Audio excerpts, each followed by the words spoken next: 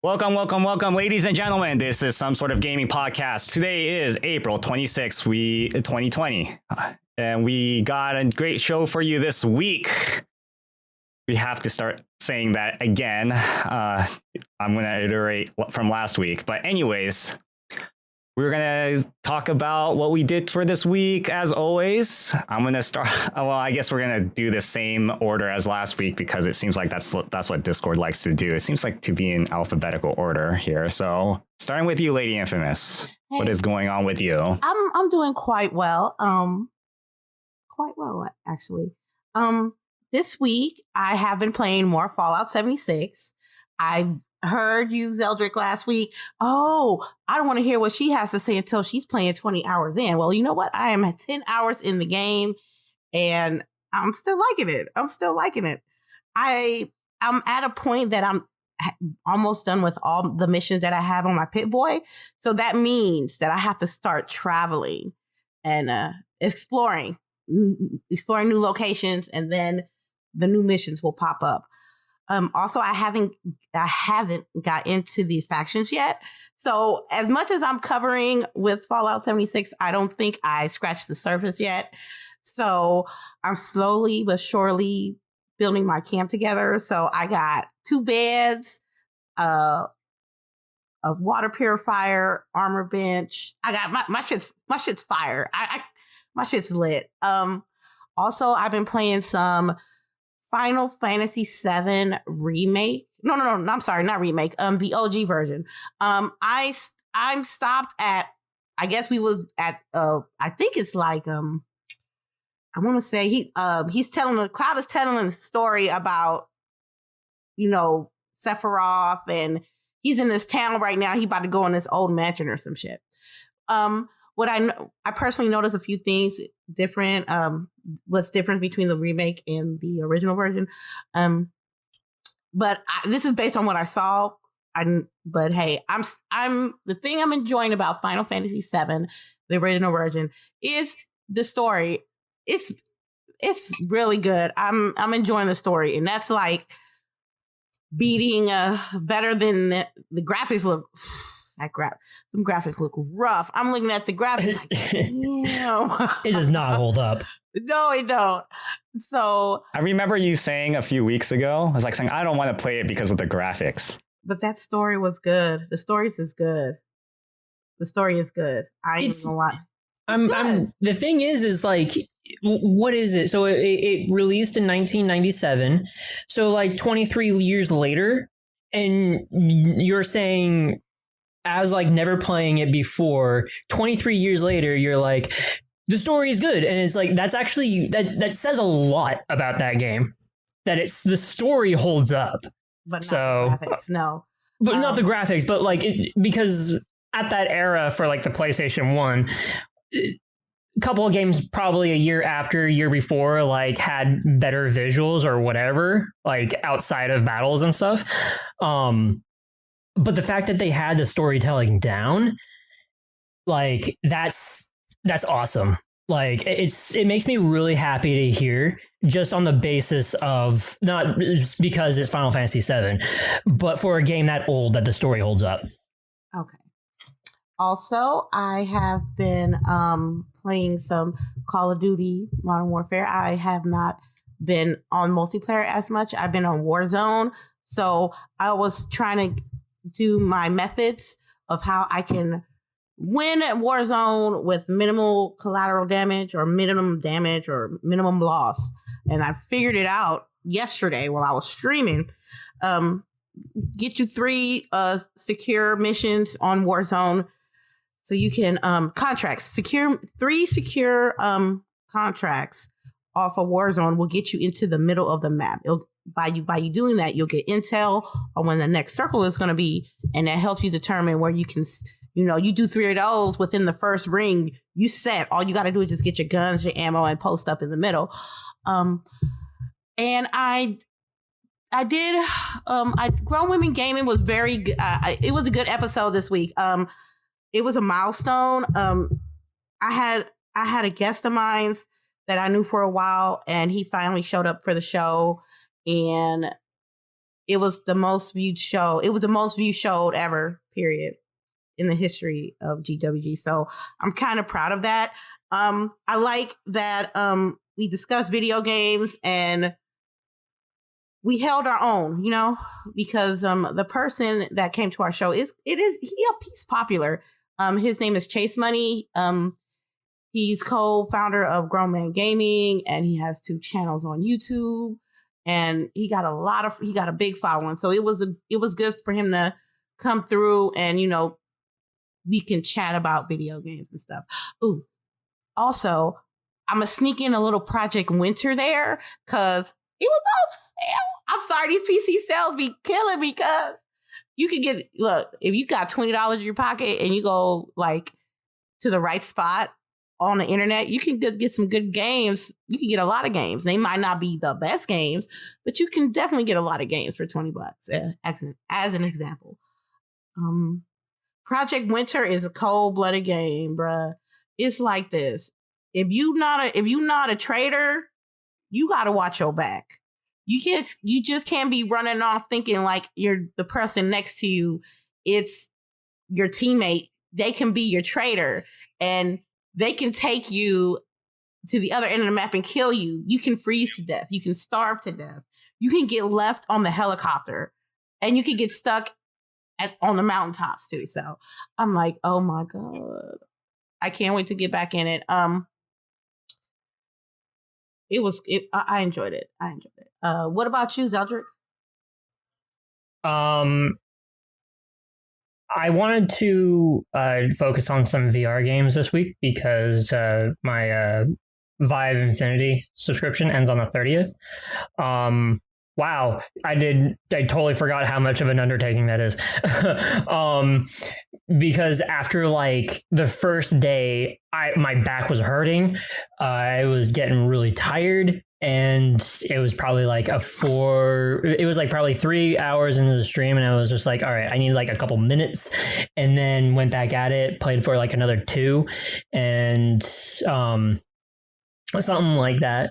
And so I was playing, Arizona Sunshine, and the first level I had pretty much played. And then I got into the 3rd level, I want to say. For anyone, like Arizona Sunshine is it's a linear game of like a zombie shooter, and you go from point A to point B and you just keep going. But I reached a point in that game where like for the first day of like VR streaming, I reached a cave. And the reason why I was going to this cave was because supposedly there's a bunch of other survivors there. And there was this huge door that was blocking it. And my first thought was, and so it was the character with his inner monologue. Yeah, there should be survivors here. And it's also barricaded so that like none of the zombies come in. You try to open the barricade and a whole bunch of zombies come out. And as it's opening, one of those like Left 4 Dead styles sort of thing. And so then once I finish that and then go in, load the next level, in front of me is like railway for like a cart track that goes downwards, and it's just pitch dark. And I was immediately like, I'm done now. And because I could hear zombies in there, I was like, I'm not fucking doing this right now after like 5 hours. I need a rest.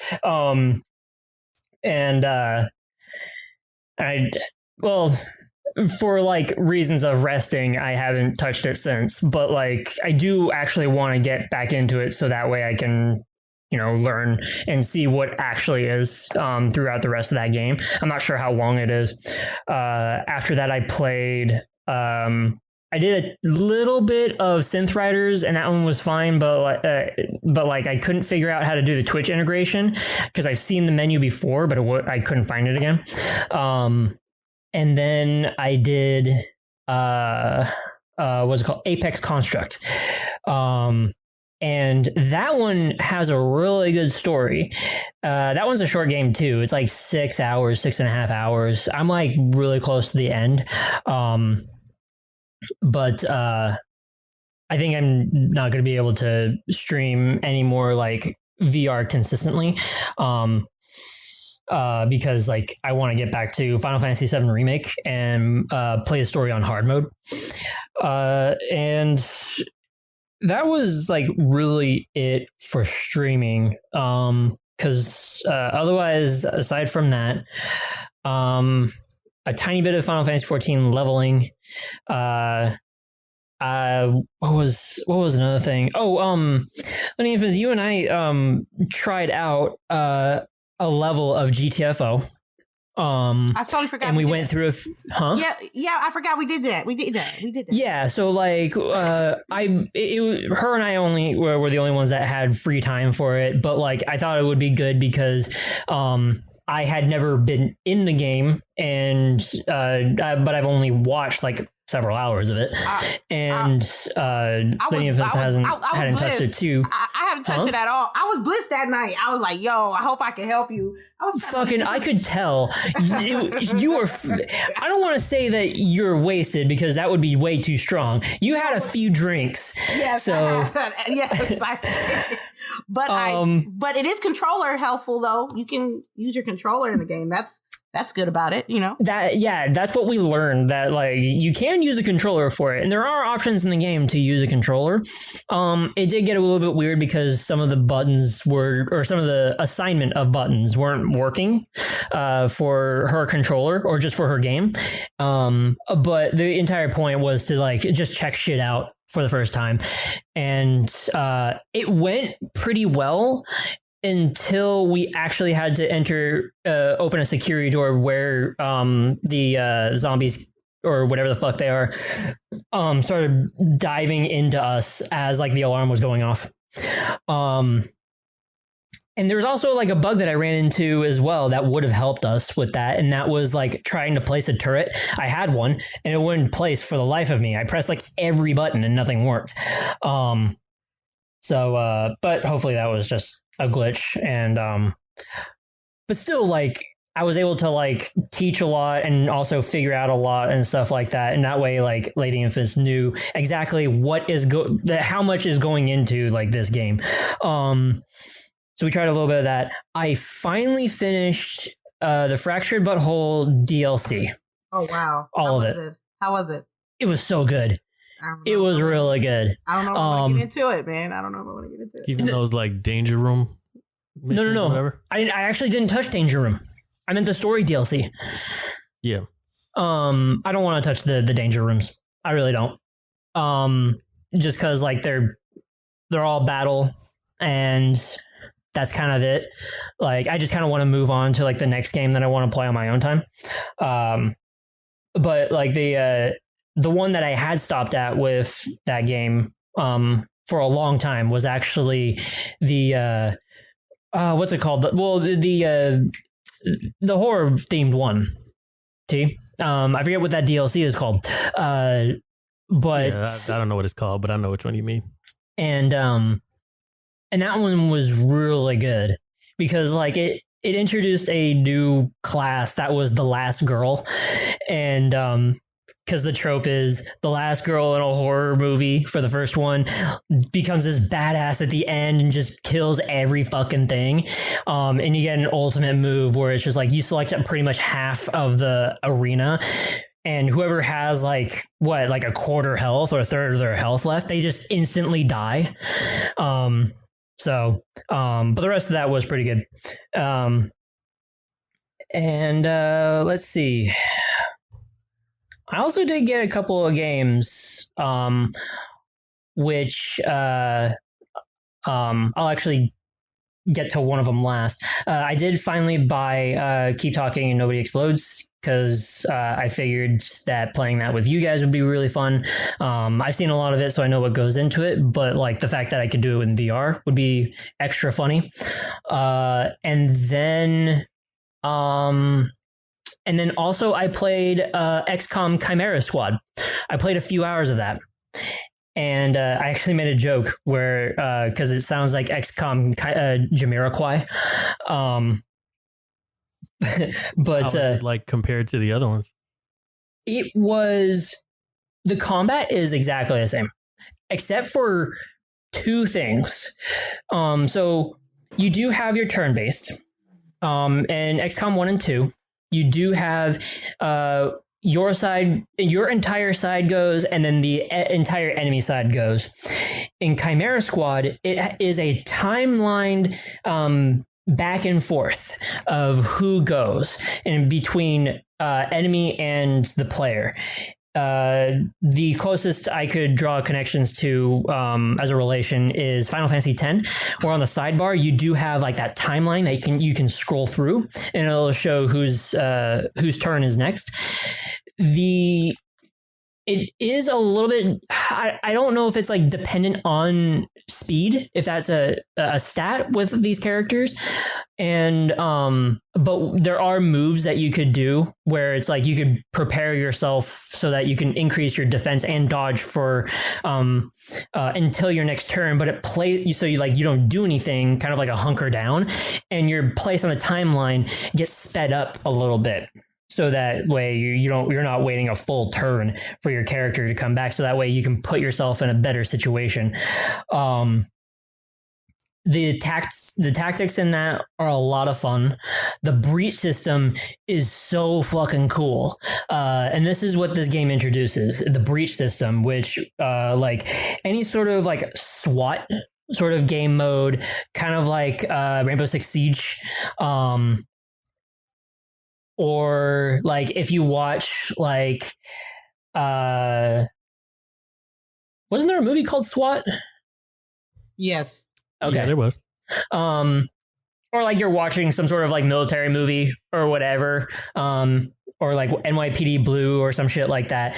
Special forces come in and it's like they plan a charge, or like they surround the perimeter, and then you so in this you tell each person in your squad which entry point to go to and in what order they go into, and a certain specific entrance will give a either buff or debuff, or it will be that they will most likely get hit if they go through in this direction. So one of the common ones is the last person to go through this entry point will get +3 damage. Somebody or like there will be an entry point where only one person go in, and that person will gain like +30 dodge, or like some person will get like +2 movement speed or some shit like that. But like once you tell everybody like and you set everything up, you don't know what's on the other side too. Like that's the point. It's like you're setting up a breach situation for a blind situation and hoping for the best. And so when you breach and go in, everybody goes in one at a time, and then it slows down. Like it gives you like that term or that like kind of slow-mo of and picking which target, and you're not timed, luckily. But you are picking each one, but like as you control each, or you are in control of each one to select which target or move, it slows down like in a cinematic style, and it's just so cool.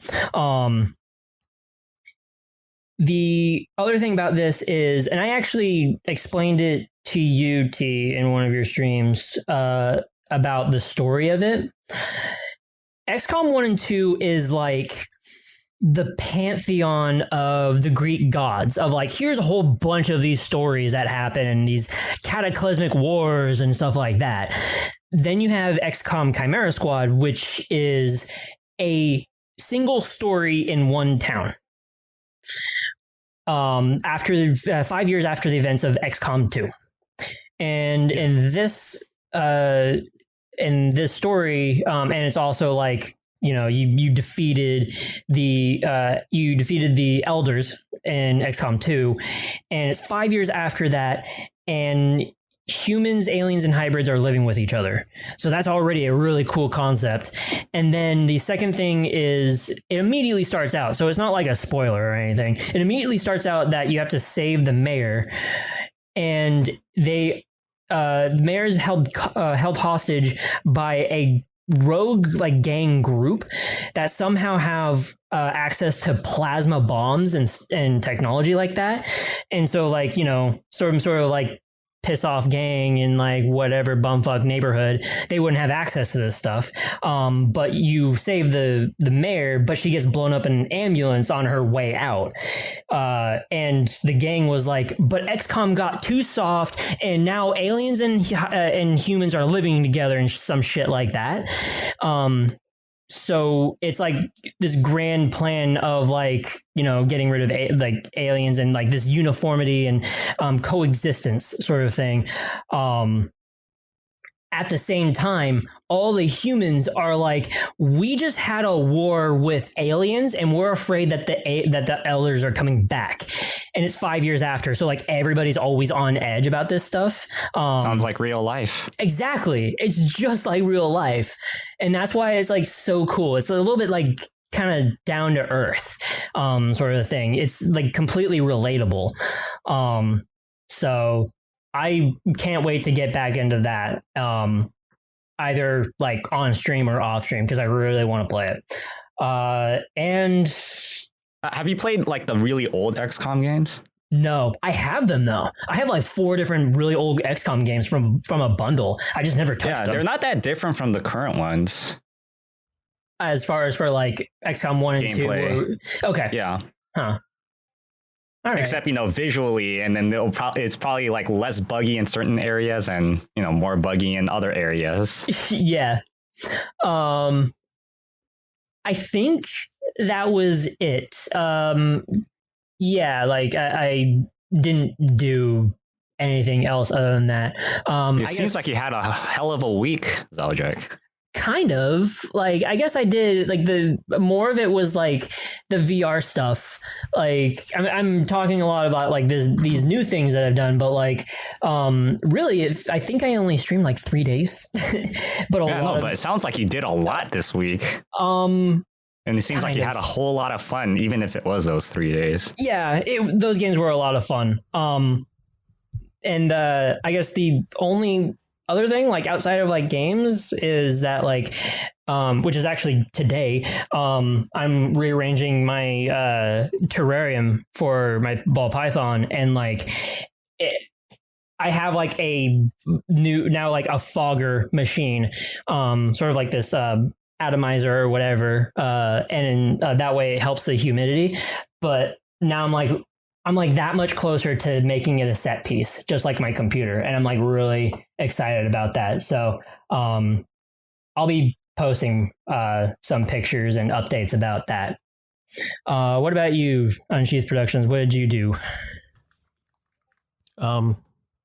So I guess my week was both uneventful and eventful at the same time, in the sense that most of the time I played video games, it was actually Final Fantasy Remake, which I actually ended up beating, I think, sometime in the middle of the week or so. Okay.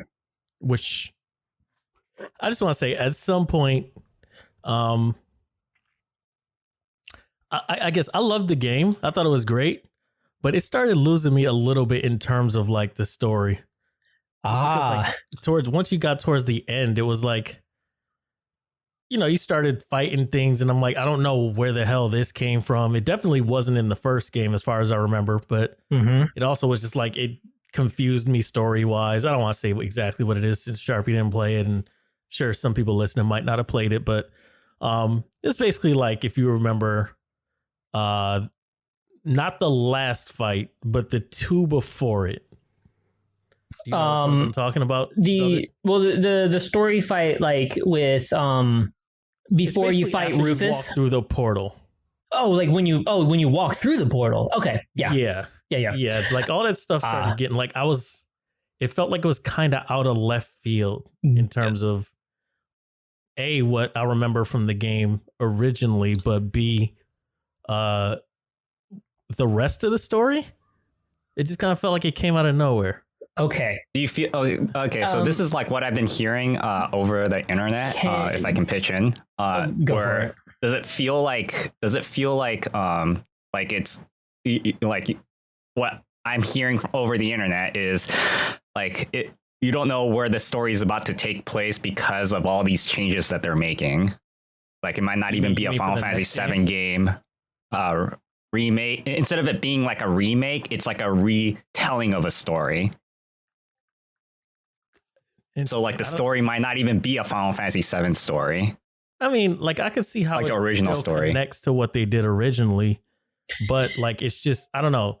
It almost, to me, it felt kind of out of place. Like where those, I mean, the final fight, obviously that totally made 100% sense in context, but like the two before it were just like, they made sense in that, you know, where, you know, the enemies that you fought came from, but I'm like, I don't know who these are or why I'm really fighting them. This is exactly like the point, and I'm that I wanted you to be in, and I'm so happy that like you're feeling the same exact thing that every other single person on the face of the planet that has played this is like having. Like this is the same thing, because I felt the same way too. It was story. Oh yeah, like I remember this and I remember that, but like this one's a little bit off, this one's a little bit off, but like okay, whatever. And it feels like artistic creativity or whatever. And then you reached, just like you said, the end of the road of like after the bike scene on the highway, after you leave Shinra. Yeah. And then at that point, you get hit with this dump truck of like information of like, fuck, what the hell? Where is this going? Like, what? This is all of a sudden like so sudden and like gamey and some sort of shit like that in JRPG-ish. I don't understand what's going on. So like, you felt this same exact way. Yeah, exactly. Awesome. Then, there was also things like, I don't think this is really like spoiling anything for anybody to say this, but you end up fighting. So every other summon in the game, you fought in VR. Mm-hmm. And then at the end of the game, you end up fighting Bahamut. Uh-huh. But it's like the context of where, like how you end up fighting him. I was just like, what the hell was that? Like, you know what I mean? Like it was always, I was fighting somebody and then I looked and I'm like, oh, holy crap, that's Bahamut. But I'm like, I don't know how I got to the point where I'm fighting like a summon. Okay, so especially in a different way than we've done in the rest of the game. This is let's try not to explain like what's happening in the games. No. Okay. What I was gonna say was this is exactly the reason why I'm going to like replaying it on hard mode and getting video footage to compile. And the reason why I want to sit one-on-one with you and like with maybe one other person that's also played this, I'm not sure, whatever, and go through step by step and talk about this with you, because one thing is two things, like replaying this game or the story, it does wonders. It's exactly one of those things of like you watch a movie and then you watch it again and then it's like, oh, like a lot of like I see all this and I see all this. The other thing is, so you're gonna theory craft? I'm not even gonna theory craft. Like I'm going to point out like evidence and where it comes from. Like, I mean, isn't that theory crafting? It's not even like just theory crafting, because like, I guess you can be like you could say theory crafting because it's not actually in the remake. But the thing is there's stuff in the remake that is expanded upon in like whatever other game or movie or whatever. Like the thing is that it's because you know how like in the original Final Fantasy VII, and I don't, LadyInfamous, for what you played, does the name Wutai ring a bell? Yes. Okay, so throughout the remake, they say stuff about Wutai like all the time. The war with Wutai. Well, the war with Wutai was actually Crisis Core. and stuff like that. So like you kind of already have like the context of like what they're talking about when they say Wutai War and Sephiroth the great war hero and stuff like that. You like if you know the gist of what Crisis Core is, you can then say, oh, I know story bits from Crisis Core that's being brought into Final Fantasy VII Remake. I totally forgot about Crisis Core. Yeah, exactly. Everybody does. Then I even played it too, a good amount, and then I totally forgot about it. Honestly, or actually, you know what? There's a sort of remake, not like a remake, but like an HD upres of Crisis Core for like an emulator and stuff that's being worked on. I had a link of it, and if you like want to quickly revisit by that, Square or by fans? By a fan. Oh, okay. Like it because it was a PSP game. Yeah, right. I know, but like there's a PSP emulator, as you know, and there's a overhaul of it that's being worked on at the moment, or like there's test builds or something about it. I don't know, I forget. But like I can link you to that if you want to quickly play through it, so that you have context before you play the remake. But anyways, moving on. Then you remember fighting underground or a lab like a behemoth. Okay, so I feel like we're getting into the story territory. It's not. Here's the thing. It's Dirge of Cerberus stuff. And nobody played that. Fucking. But the thing is that my friend did, and he loved it for some reason. Oh my god! I was like, I remember he was like saying, "Oh man, this is tight. You get to play as Vincent and everything." And I was like, fucking get rid of that friend. Anyways, so like it's bringing in like Dirge of Cerberus. So like what I'm saying is that by having strings of like these past knowledges of other games or stories or whatever the fuck, you are able to draw like these conclusions of this comes from this comes from this comes from this. So it's, which I get, but I mean, I guess the thing for me more so is that my assumption is that, yeah, you can like, you can make references to other games and things of that nature, but if you're not going to, there's some people who like Final Fantasy VII Remake is the first time that they played a Final Fantasy game. So it's kind of like, and yeah, I would expect that, yeah, you could make little references and stuff like that. But when it comes to something that's kind of significant to the story, I'm assuming you don't want to make that reference just in case. Well, not you don't want to make it, but you have to have it like somehow be explained so that people aren't confused. Yes. Like you can't just have it be, you got to be in the know. With an expectation that they played the other games. I mean, I probably wouldn't even guess that it was an expectation as much as they probably just like put together this story. And maybe it even part of it is that like, that they're kind, I don't know what their plans are for the second game. So anything that I'm confused on the first game, it might end up getting like explained in the second game. So, but I assume they just put together their story as they saw what made sense to them. But it's just kind of like certain things that they just, whether or not they actually were out of left field, they felt out of left field. Right. The perfect example, and that's actually both in, or the perfect example from like OG is like, who the fuck is Zach Fair? Like, what the hell is going on? Like, who's this cloud with black hair look-alike? I don't understand. So, like, for people that are playing the remake and they're like seeing a bunch of shit for the first time that is not explicitly in remake, like, but I mean, people are going to be like with Zach. You see him, but it's kind of almost like a cliffhanger in a way, where it's like, oh, you're curious about who he is, and then like you're expecting there's going to be explained in the next game. Like the fight I was talking about, I'm going to guess they aren't going to explain it necessarily, but there's probably an answer that the internet's going to find. And they're going to think I'm an idiot, but I have a feeling they're not going to necessarily explain why that happened at the end of the last game. And the end of this game, sorry. And here's where I'm only going to say they will explain it and why I want to talk to you about that. So, like, I just really want to get all my pieces together and present all this stuff to you, so that way, like, we can actually have a conversation with this, not on the podcast. With a whole PowerPoint presentation and everything. It's actually a fucking step further, like clips of like an entire video with a bunch of clips that I'm going to give to you, T, and be like, okay, start here and then end here. So that way I have context for what I'm saying. Like, no joke. So,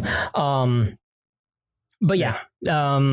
What else were you playing? Sorry, I didn't mean to steal it. Yeah, so like I said, I just knocked that out. And then the other game that I tried was Fly Punch Boom, because they finally, like, it was interesting. You had to put it on your wish list to know when the demo was coming out, which I don't know if I've ever seen that before.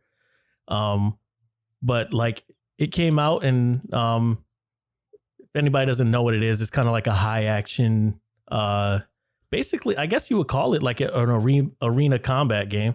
But it's basically, in a lot of ways, it's kind of like a rock, paper, scissors based game. So basically your moveset is you can dash at somebody, you can punch them, which is standard, like, get close to them and hit X and you'll start punching them.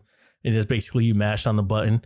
Or there's like this rock, paper, scissor system where, like, if you kind of get into a clash with the other character, then you can either, you have a meter that shows up, a la like maybe like a golf game or something where you have to put in power.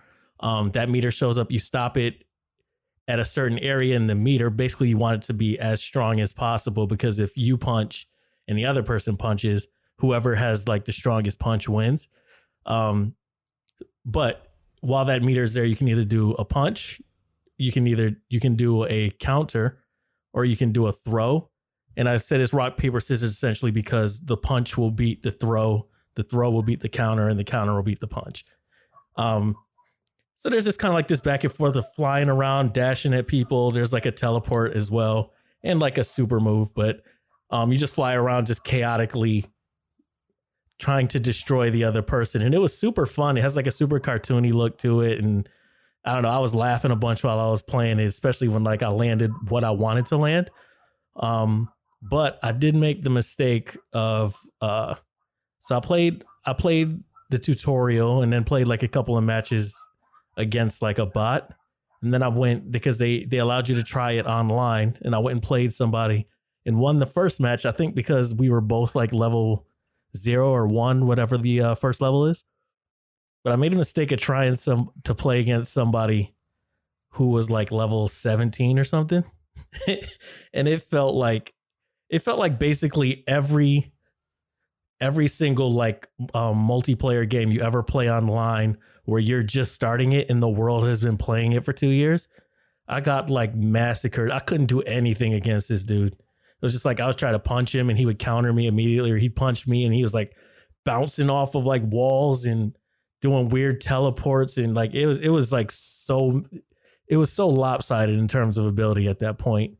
But it did make me like, it was cool to see like what you actually could do outside of the bounds of, that limited tutorial that they give you. It's kind of like nice to see that there's actually a little bit more depth to it than just that, to where you can actually become skilled at it. Cause that person was really good at it.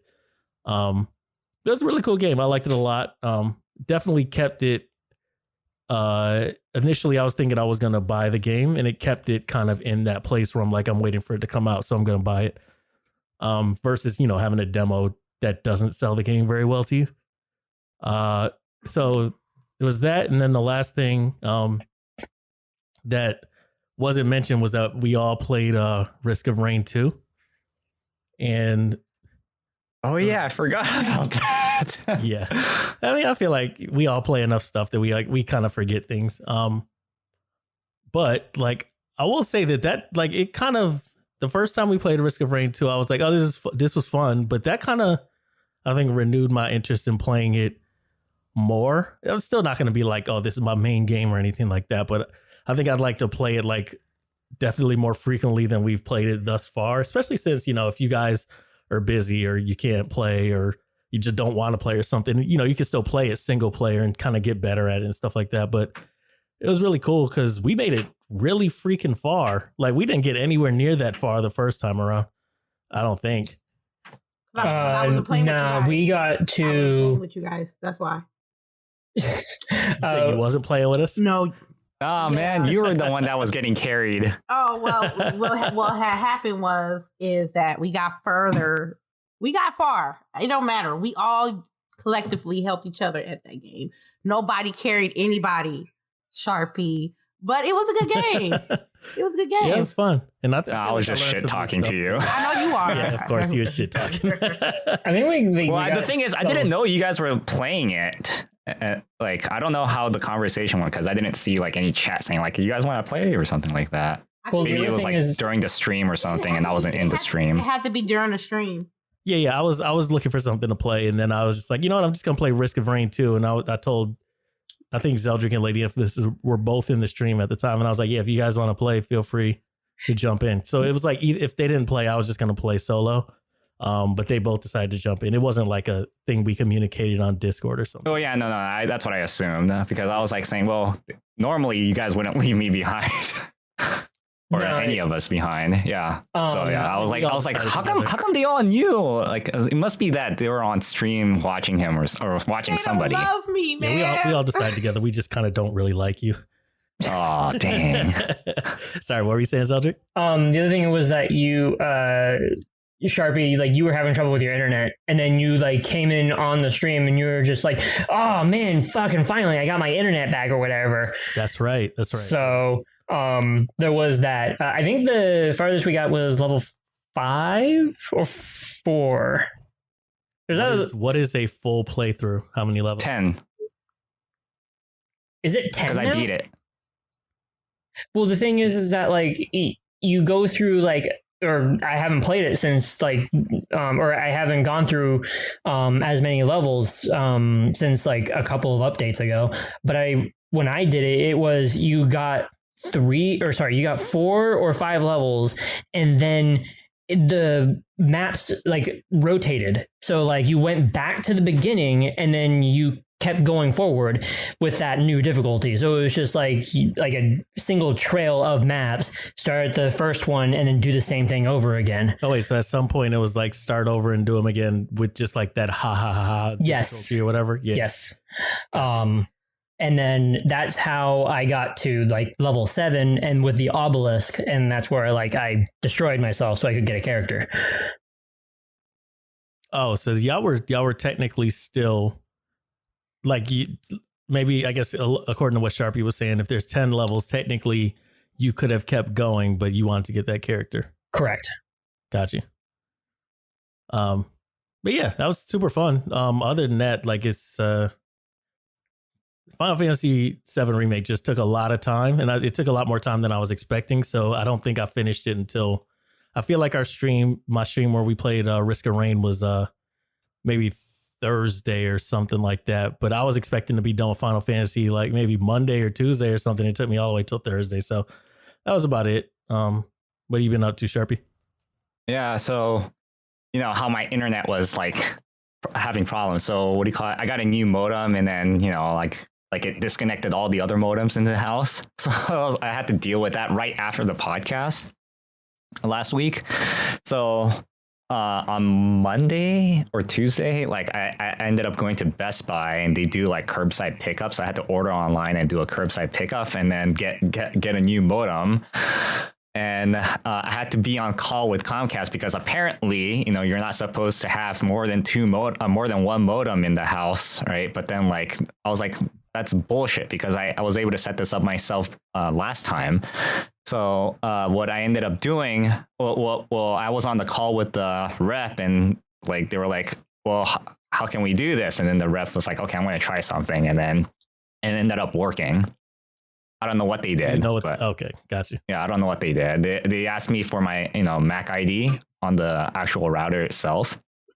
So I just gave that to that rep, and then it just worked. Like I couldn't input it in myself on my the Xfinity account. So that's what I ended up dealing with. And then I wanted to stream something. What we call it, One Step from Eden. but my upload speed has been shit this entire week, except during like midnight to like 6 a.m. What are you getting then? Like full speed. Oh, really? And then it just drops down to like around like, you know, I posted this on Discord, but it was like you know, from 8:30 to 9 o'clock, you can like I do like a test every 5 minutes, and then you can see like the upload speed just starts slowly degrading. So that's what I start. So that's what I noticed. That was a trend going on, and then you know I don't get like, you know, streamable, but I can still play video games online, right? So I was still able to play with my other group of friends, like, you know, Valorant, and I was able to play Project Winter with them. And they all bought the game because like it was just so much fun that like we played like 8 games of Project Winter. Nice. Yeah, and then I recorded most of them, and I have like one uploaded now. Like I just uploaded it like right before the podcast, and then another one just being ready to upload because I just finished rendering right before the podcast. So there's that, and yeah, it's a whole shit ton of fun. It's like I wouldn't say like this is just one time playing and forget about it, but I don't know about us because it's only going to be, maybe it's just going to be a 4 of us, but I would say like it's much more fun as a full group because we try to play with 6 people, and like it was still fun. It was just way too hard without a full group of people. Wait, why? What made it more difficult? Because it's 2 traders, even in a group of 6 people, and then you only have 4 people that are just normal survivors. And what do you call it? Like in like trying to like communicate with everybody was just making it super difficult because like, okay, well the traders clearly won now. Like too many times we got to that point with just 6 people playing. Like there was no way that the survivors could win. I mean, it was possible, but it was way too difficult because like, you know, sometimes like you say you'll run into like, you know, wildlife or like, you know, like your health starts degrading because you forgot to eat or heat up. And then what do you call it? The trader will start attacking the other guy, you know, if you go in groups of 2s or 3s, because they can get the jump on you. So yeah, like so I had to playing with 6 people was extremely difficult as survivors. I'll give you that, unless you guys are very, very clever or you know how to like control your character. And I think that this game might be easier on a controller, but we all still play with mouse and keyboard. It seems like it's a controller game. Yeah, it is. Yeah, I feel like this is more of a controller game than a keyboard and mouse game. Because even if you were to like turn around and try to like shoot at people, like I feel like it feels a lot better on a joystick.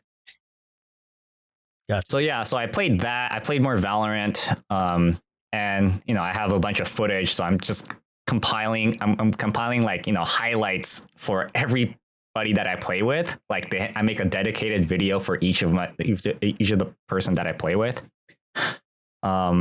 So I had fun doing that.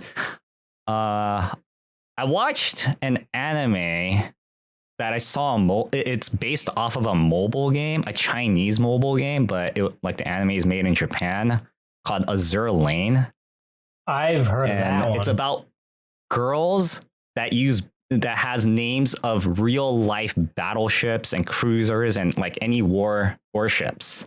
Waifu boat and I was simulator. Like, what the fuck is this? It's like, that's the only catch to it is just that they have the same name. Yeah, or no, it's not that. Like these are like very like, you know, like fan servicey. It's a very fan servicey like anime / game, and like everybody, I just keep seeing stuff about this, so I just wanted to check it out. I watched like 3 episodes of it, and I was like, this could become cool, but it's so cheesy. Yeah. Like they have like this awesome opportunity to make this a really awesome anime, but I just don't see it just by watching it. But it seems like there's a lot of people liking this show, so I might continue watching it. Like so there's like 4 different nations, and you can probably guess which country they represent by the names of these like nations. There's like Eagle Nation, which is clearly America, and then there's like, you know, like the Royal Navy, which is clearly the British, and then there's like the Sakura Empire, which is the Japanese, and there was like, what was it called? I think it's called like the Iron Blood or something like that. And I was like trying to think of what that could mean, and I had to look it up what the Iron Blood was, and at first I thought it was the Russians, but it's actually the Nazis. Yeah, that was gonna be my guess. So it was, yeah, and I was just watching it, and I was like, yeah, some of these scenes look really cool, but sometimes the camera angles is very fan servicey. And like upskirts and stuff like that. Well, I wouldn't call it upskirts. I mean, they're like those do exist, but it's more like, you know, like they have it set like when they're flying over the waters, like with, you know, and they have like these battleships like on their backs. It's very fan servicey. I don't know how else to explain it.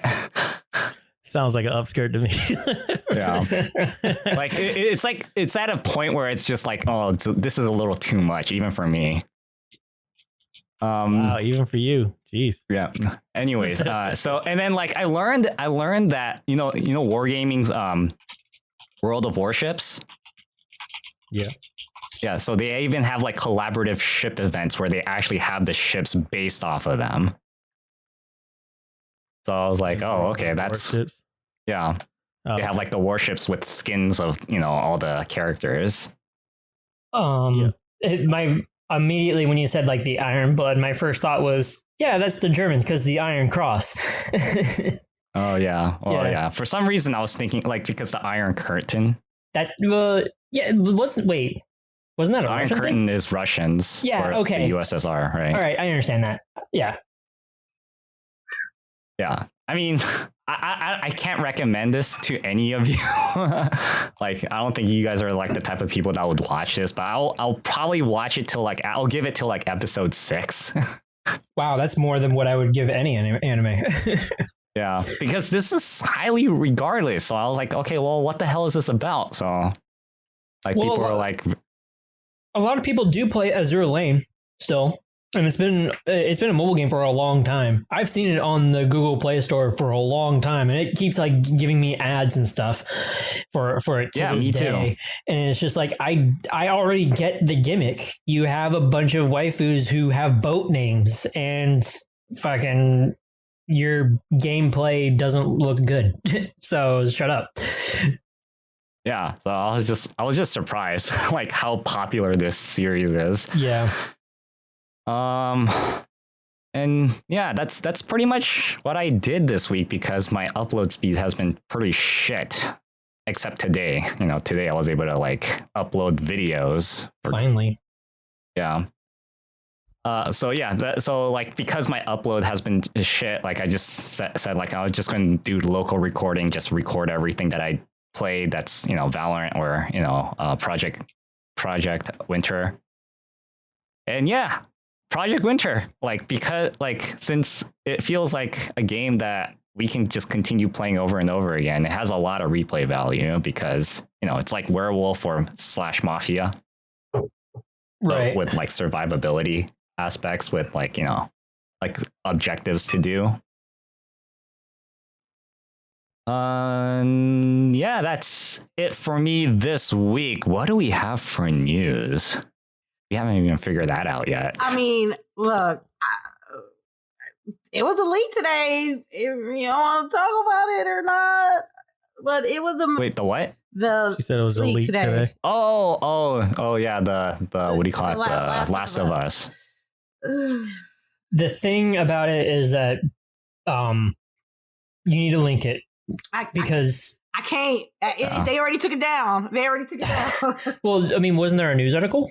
No, there was a post. Oh, okay. There was a post. Oh, well, Wait, it was a post from who? From Reddit, and they had some links in there, and I clicked on those links, and they said that a disgruntled employee. This is what I'm hearing. They're saying a disgruntled employee at Naughty Dog, I guess, got fed up with something at Naughty Dog that he leaked it on Reddit, and I can't say what I seen because these are like game defining moments that this person put up on Reddit. It's written. Oh, so it's like story information? Yes. Oh. Well, that's Yeah, shitty. definitely don't want to know that. Yeah. My thing is why would you do that? Because like when a person is angry, a disgruntled employee, they're gonna spite the company. Like, of course, like that's a very something nice. Huh? I said they're not gonna do something nice. They're gonna do something that's gonna complete, like you said, screw the company. Exactly. Like when Rage took them over and they were like, yeah, fuck this company.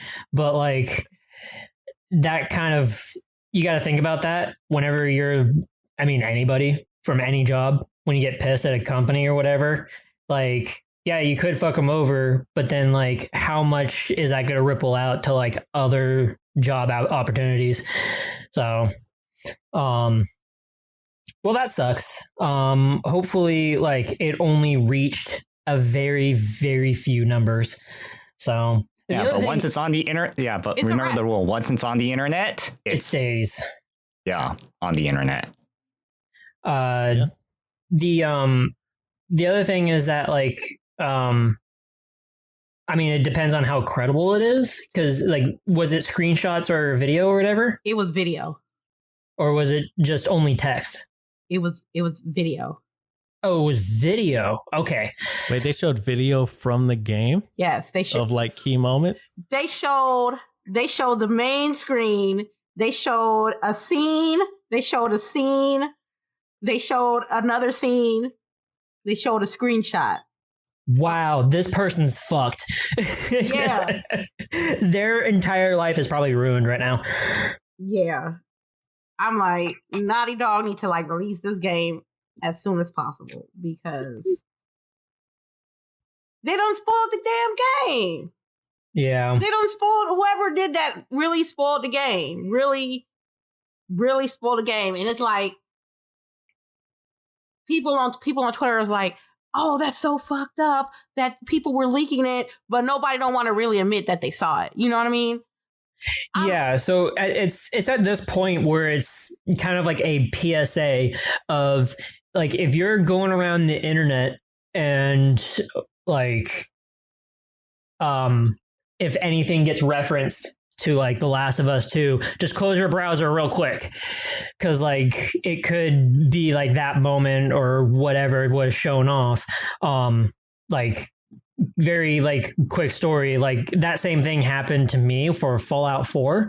And I'm like, as far as for Fallout games go, like it's not like I'm the hugest fan, but like I was excited for Fallout 4. But like I was replying back and forth with somebody that I follow, and then some random person, just by them typing in Fallout 4, saw our conversation and was like, oh yeah, by the way, here's the ending.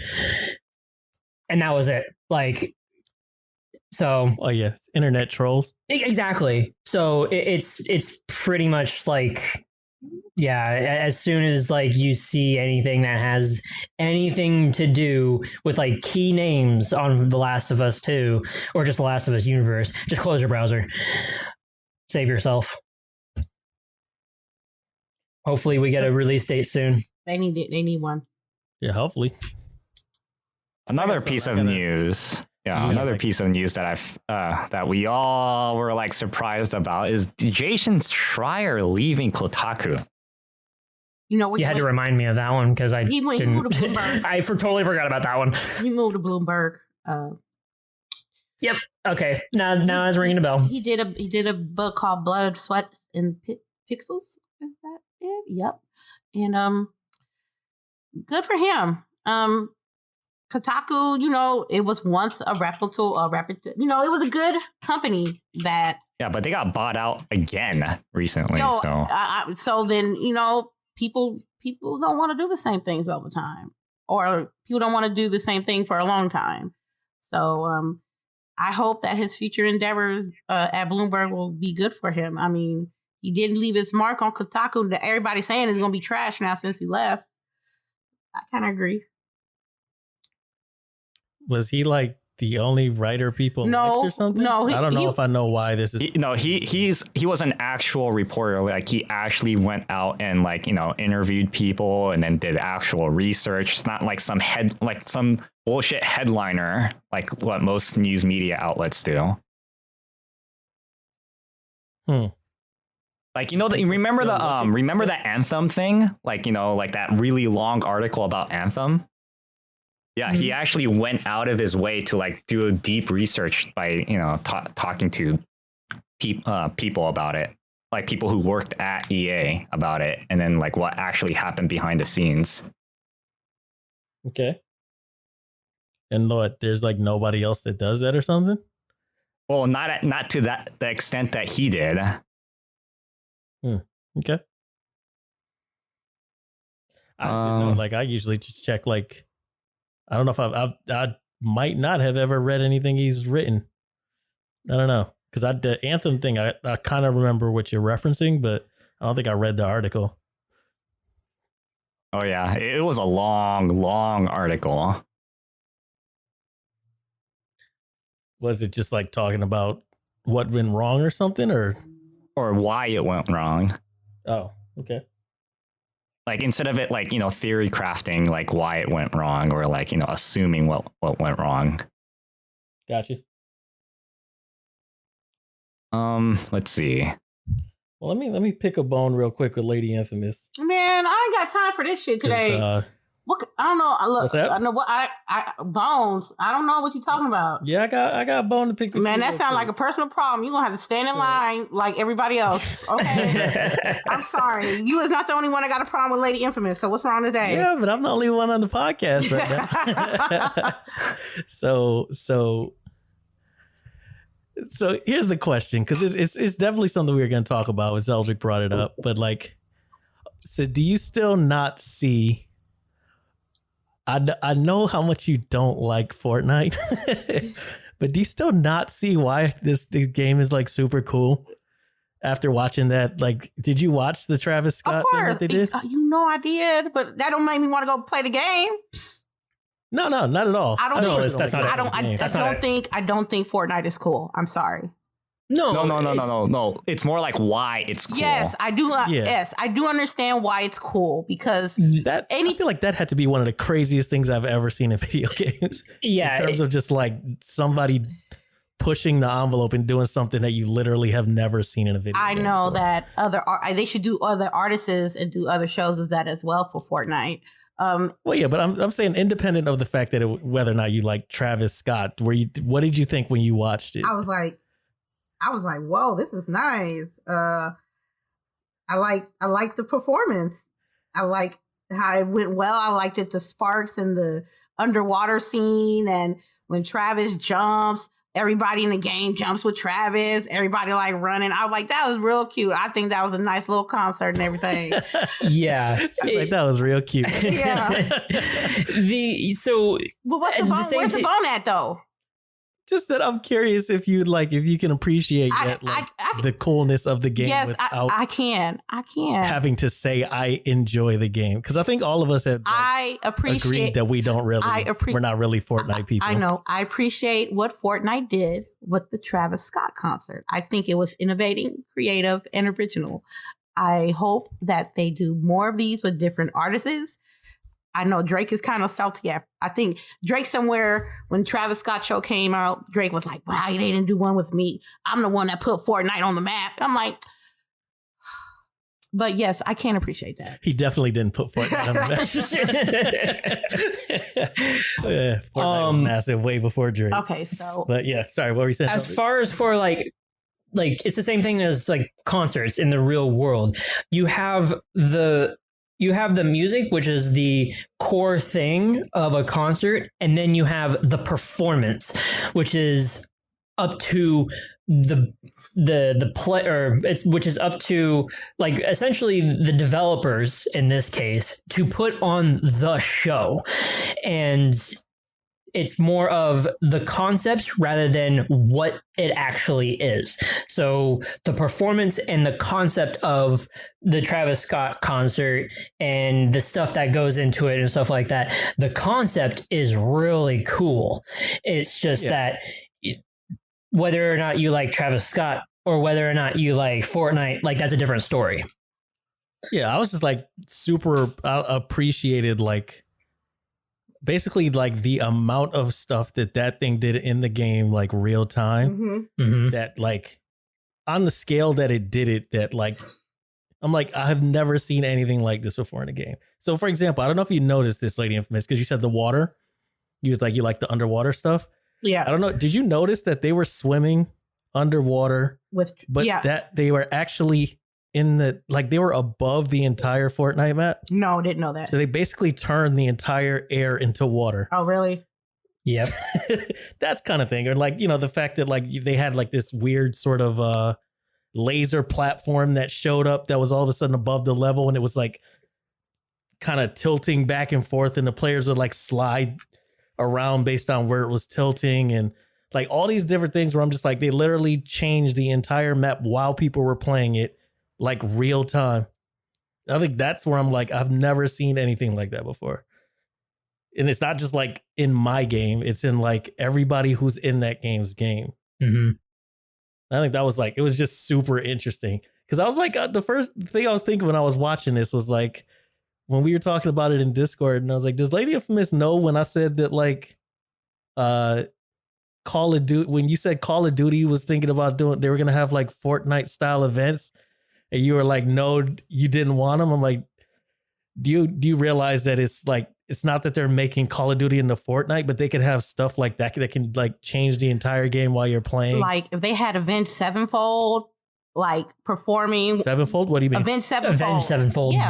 the band. Oh, I don't know them. Oh. But yeah, I don't think they're talking about that. I don't think Okay, Call no. of Duty is going to do anything like a Travis Scott type What you- event. well, I but mean, I'm pretty sure they'll they do like can. other types of realistic events. Well, Yeah, but who would want to see that in their Call of Duty though? well, if you don't know who Avenged Sevenfold is, they should be in. If they're going to do something like Travis Scott, they should put that on Call of Duty. No. So when we were saying like Fortnite style events, I think they're just saying on the scale of like everybody can experience some type of event at the same time. So like I might have mentioned it before when we were talking before, but like my thought would be, let's say you had a map that everybody like knew, and it was, you know, at some point people are like might be like losing enthusiasm because they've been playing the same maps over and over again. If they just had like for whatever reason a nuclear bomb goes off in the map, and while you're playing, it just reshapes the entire map so that for the next season of the game, now you have a brand new map,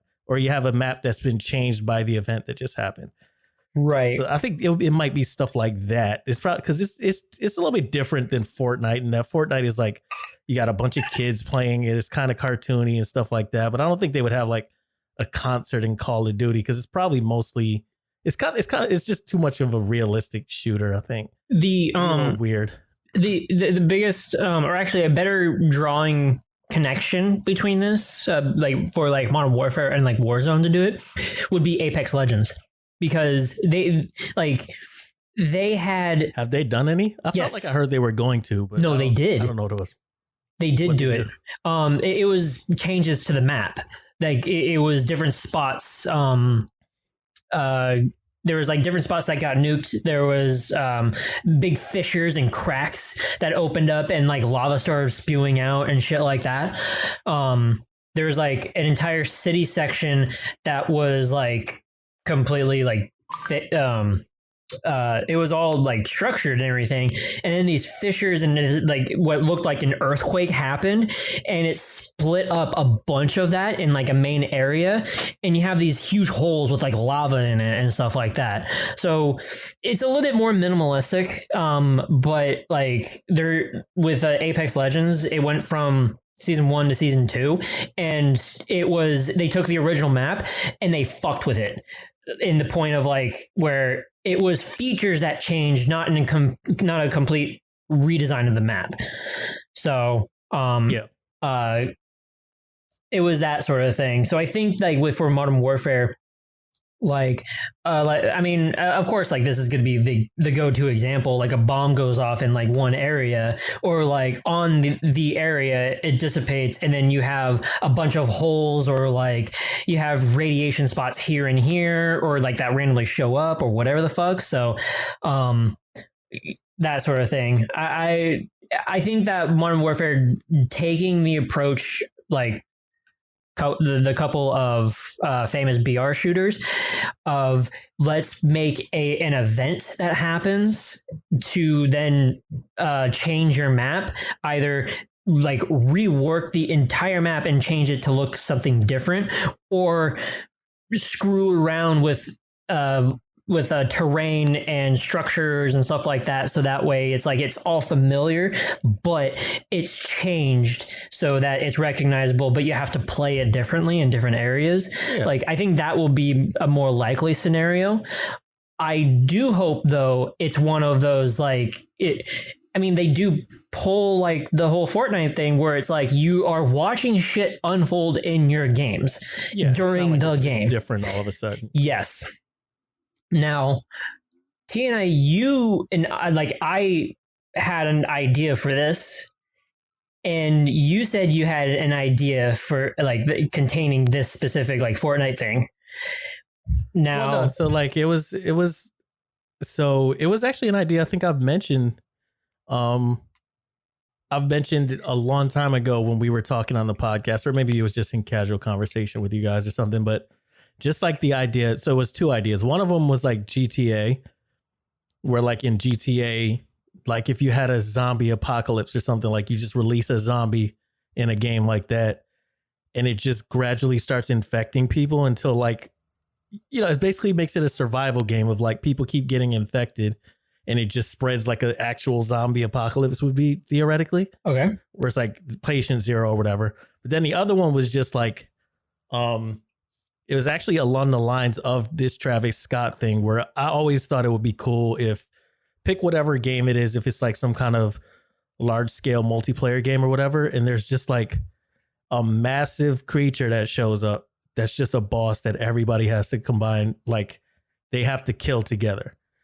So I was thinking about that when I was like looking at Travis Scott walking around there, and I'm like, holy shit, he's huge. It'd be like, that'd be really cool if they all had to fight him. Because they actually did that in Fortnite, where there was like a boss they had to fight together, but he wasn't that big. I think that this was kind of the scale that I was talking about. Well, I was thinking about when I thought about like, you just had this really cool thing where everybody had to fight him together. Kind of along where it felt sort of like, in terms of scale, like maybe, what's the game? Team Eco, Shadow of the Colossus. Oh, okay. Where it's like you feel like the creature you're fighting is freaking huge compared to you. Right. So yeah. So that was my idea. That's why I was like, they're kind of getting there at that point, because I feel like they're getting to the point where like the scale of it is what I was thinking of. But what was your idea? So my idea is actually a little bit more along the lines of what Fortnite did. And I am directly thinking of taking a huge scale event of the Travis Scott thing, or like in Fortnite. But have any of you heard of the band Death Clock? No. Only from the cartoon. Okay. There was like an Adult Swim cartoon or something like that, right? Right. Oh, I know that now. I know. So canonically in for Death Clock, every single concert that gets put up, everybody wants to go to, but like thousands of people die and they don't care, and it's just like it turns into a bloodbath of people just like wanting to enjoy this show, and like but people just keep dying and like nobody cares because they love Death Clock. But you take like your PvP shit, and then like you take Death Clock or like some death metal band or grindcore band or whatever the hell, and you have to like fight, not I guess fight against the band, but like you have to survive that while killing everybody else off. That'd be cool. The next step forward on that was or make a or just like a different like shooter type or whatever PvP game that you want to like design or whatever the hell, and a band from hell or just like demons of hell just show up, and then it's now you versus the players versus like these demons that are coming out of this portal that sometimes happen in your games. You said that what do you mean sometimes happen in your games? Because like the whole like Fortnite thing was like it wasn't every game, right? Like of these, course, yeah. So it was this progressional sort of like story that was unfolding, but like with whatever the lore is of this PvP game, you have these demons come up and or the events or like battle against the band. And the band is sending out all these enemies at you, but you have to survive that as well, plus whoever you're fighting against. And whatever happens with like these now NPC enemies that are showing up, they're changing and shaping the world that you are fighting in. Yeah. That was my idea. But like the fact that but the core concept of it's a band from hell or some like insert whatever death metal band or whatever that you then have to fight against, because just that alone, or like, I mean, LadyInfamous knows like the music from like Black Ops games and zombies and stuff like that was Avenged Sevenfold or whatever the hell, or whatever bands that they got for it. They only had one band. Oh, it was only Avenged Sevenfold. Okay. So like kind of like that. So like, the events say like or like this, like Avenged Sevenfold becomes your enemy, and like they're sending out all these bat demons at you, and they may shape the zombie land that you are that you're fighting in, like that sort of thing, you know? Because like that type of music kind of also works, but it was like playing off the Death Clock thing because everybody likes, or because canonically everybody dies during a Death Clock band or concert, but you have to survive that to be able to also win. So I don't know. That was my idea. Nice. I just think it's just so many cool ways you could go with this. But I do have one other question that's like relative to this, but it's like slightly different. So it's the question for, I guess everybody could answer it. Do you guys think there's an implication then if they're talking about these sort of grand Fortnite style events? Does that mean, considering like, okay, so they've happened, I guess in Apex Legends, it's happened in Fortnite, but those are both games that like, there's no annual releases for. No. So the question is like, do you guys think there's an implication that if they're going to do stuff like this, then it's probably going to be in something that's not released annually, AKA either it's like something separate like Warzone, or they wouldn't do an annual Call of Duty on the next run? I don't think that would be a thing. I think when it comes to a free to play sort of like shooter, like they'll just keep updating it and give it more seasons and like keep changing the world and stuff like that. And then maybe eventually like maybe like when the tech and the looks or whatever get stale and they want to use a new engine but still do the same thing, they would just, say an Apex Legends 2 or some shit, and like everybody would go to that, or like they would name it something different. Well, I don't know. Yeah. But like I'm just thinking more like, does this say anything about like the future of Call of Duty that they're trying to do these type of events? I mean, I have a take too. I think for the Warzone thing, it seems like that Warzone's there to stay, because whatever engine and visuals that they gave to Warzone and Modern Warfare, like that's gonna stay for a long time. Because I can't imagine that they would go like Black Ops 4 Blackout, and then be like, okay, so for the next Black Ops game, we're doing another Blackout Battle Royale. It's like, okay, but what about your Blackout from the last one? Nah, fuck it. And then like Warzone is free. Like anybody can just download it and play it. So when they release, maybe, I don't know, Modern Warfare 2 or whatever Sledgehammer is going to do for like the next Call of Duty, they're not going to be like, okay, well, here's Warzone 2. It's like, no, they're going to keep updating Warzone because it is free to play and it's a completely different, separate thing than the Black Ops series.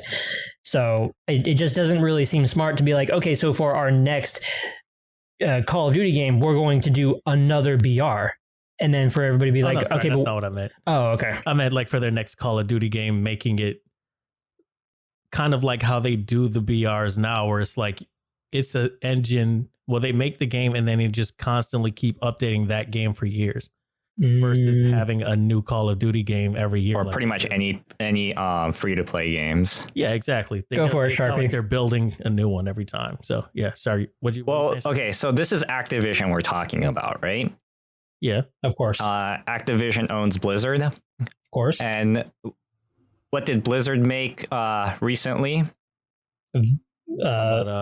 Jesus Christ! What the team based game? Whatever. Overwatch 2. Yeah. Yeah. Remember how they did their skin system? I'm sorry, like loot boxes? I don't remember. Yeah, loot boxes. Okay. So basically everything from Overwatch 1, like it'll be carried over to Overwatch 2. Yes, and that if for everybody that has Overwatch 1, if they want Overwatch 2, then they get some sort of discount on it, but you could still play Overwatch 1 while everybody's on Overwatch 2, and it's the same exact game. You're playing with everybody. It's like cross-play between 1 and 2. Yeah, just with, updated skins / graphics, and you get to keep everything that you did in Overwatch 1. Right. So what I'm guessing is, because this is Activision, is that they're going to release another Call of Duty BR, but with all your shit carried over. That sounds more likely. Shit carried over. Like your skins and maybe like if it's like a World War II, like, the Call of Duty 1, 2, and 3. But I mean, correct me if I'm wrong. Maybe I just don't know. Is there as much emphasis on buying stuff for Call of Duty like Warzone? No, meaning, I mean, kind of. I mean, there's huge for Overwatch. They were like basically the thing to get, considering you got all the characters. So LadyInfamous, correct me if I'm wrong. There is no skin or anything that is specifically Warzone related, correct? Nope. Battle Pass. There you go. So Modern Warfare has a battle pass system rather than like here's 100. Here's like 1,200 COD points so you can get the new Ghost skin or something like that. No. Yes. No. You get. But there's packs too, like skin packs. But that's right. That's when you own the game, like the single player, multiplayer aspect of the game. Then you can go to the online store and buy you their cosmetic items. I see what you're saying. But if you playing with the Warzone that is free, there's nothing but the game. You won't get Battle Pass. Really? I can get those. A Battle Pass? Oh. No, not the Battle Pass. Like, those weekly, what do you call it? Like packs, like skin packs. But are they for Warzone though? Or are they for Call of Duty? It seems like it works for just Warzone too, because what do you call it? Like it says like, oh, here's a free skin this week, and like I just unlock it and then just be able to equip it. So you should in Warzone, you still have the barracks, your loadout, your store. They have the top menu that's in the Warzone menu that is the same in multiplayer. So you're able to like unlock all those skins and like have the store and and stuff like that. So like the stuff that you unlock in, like if you have the free, like only Warzone and it's free, everything that you unlock on that you still can use, correct? That like within Warzone. Am I correct, Sharpie? I'm pretty sure, yeah, because that's how Valorant kind of works, because like, you can buy the skins, but you can never like unlock them normally.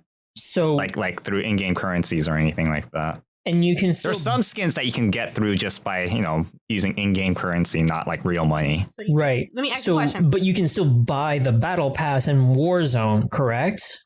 in your experience from your menus. You can still do it, right? Yeah. Mm-hmm. There you go. Like it seems more likely that Sharpie's idea of they're going to do the same thing as Overwatch 1 and 2, where like all your shit carries over. And like they'll make it's going to be dumb to say that like they're going to make Modern Warfare 2, maybe, I guess, and fucking just have your shit ported over. I think I'm so confused. So what do you get with the battle pass? It's the same thing as like you have access to tiered progression of unlocking stuff that's only within that battle pass. Got you. Yeah. Okay. So you don't really get anything specifically. It's just like guns, blueprints, your ability to get guns, guns, blueprints, charms. You do get guns? Yeah, like certain guns? Yeah, you do get certain guns.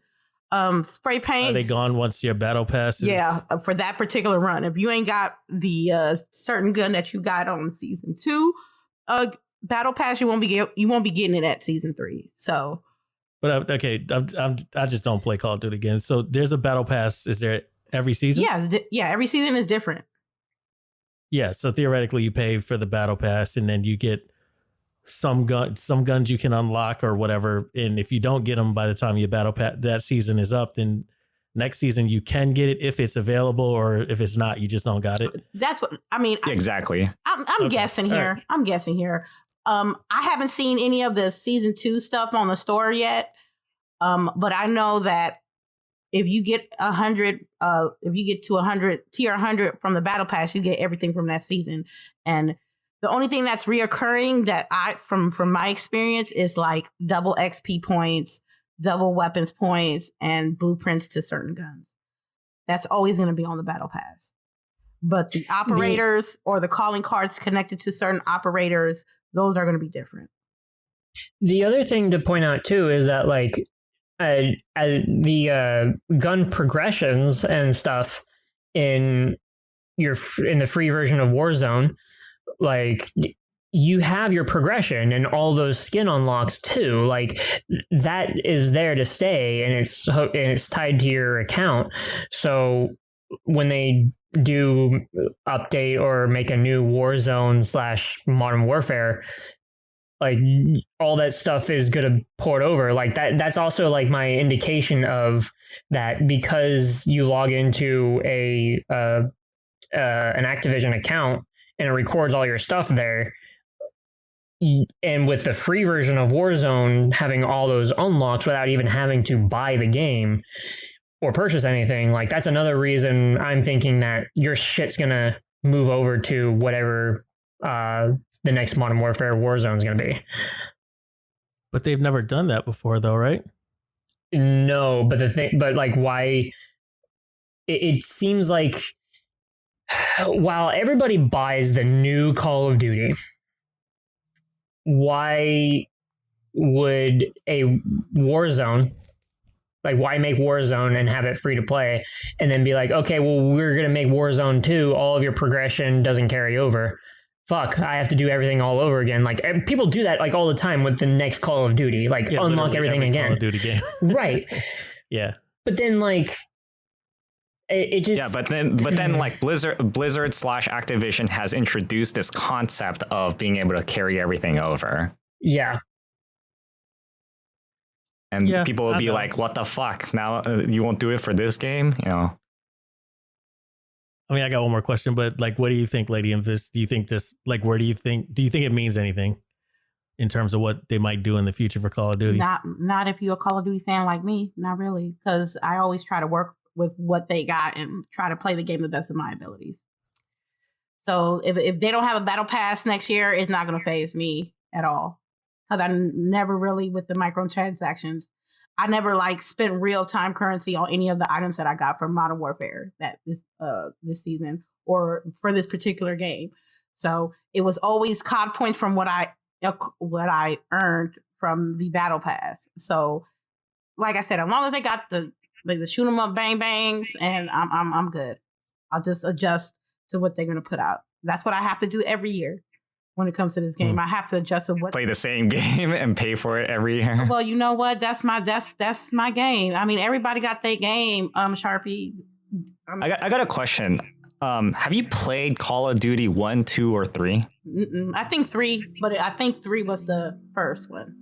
Like a little bit of it, but I would recommend Call of Duty 2.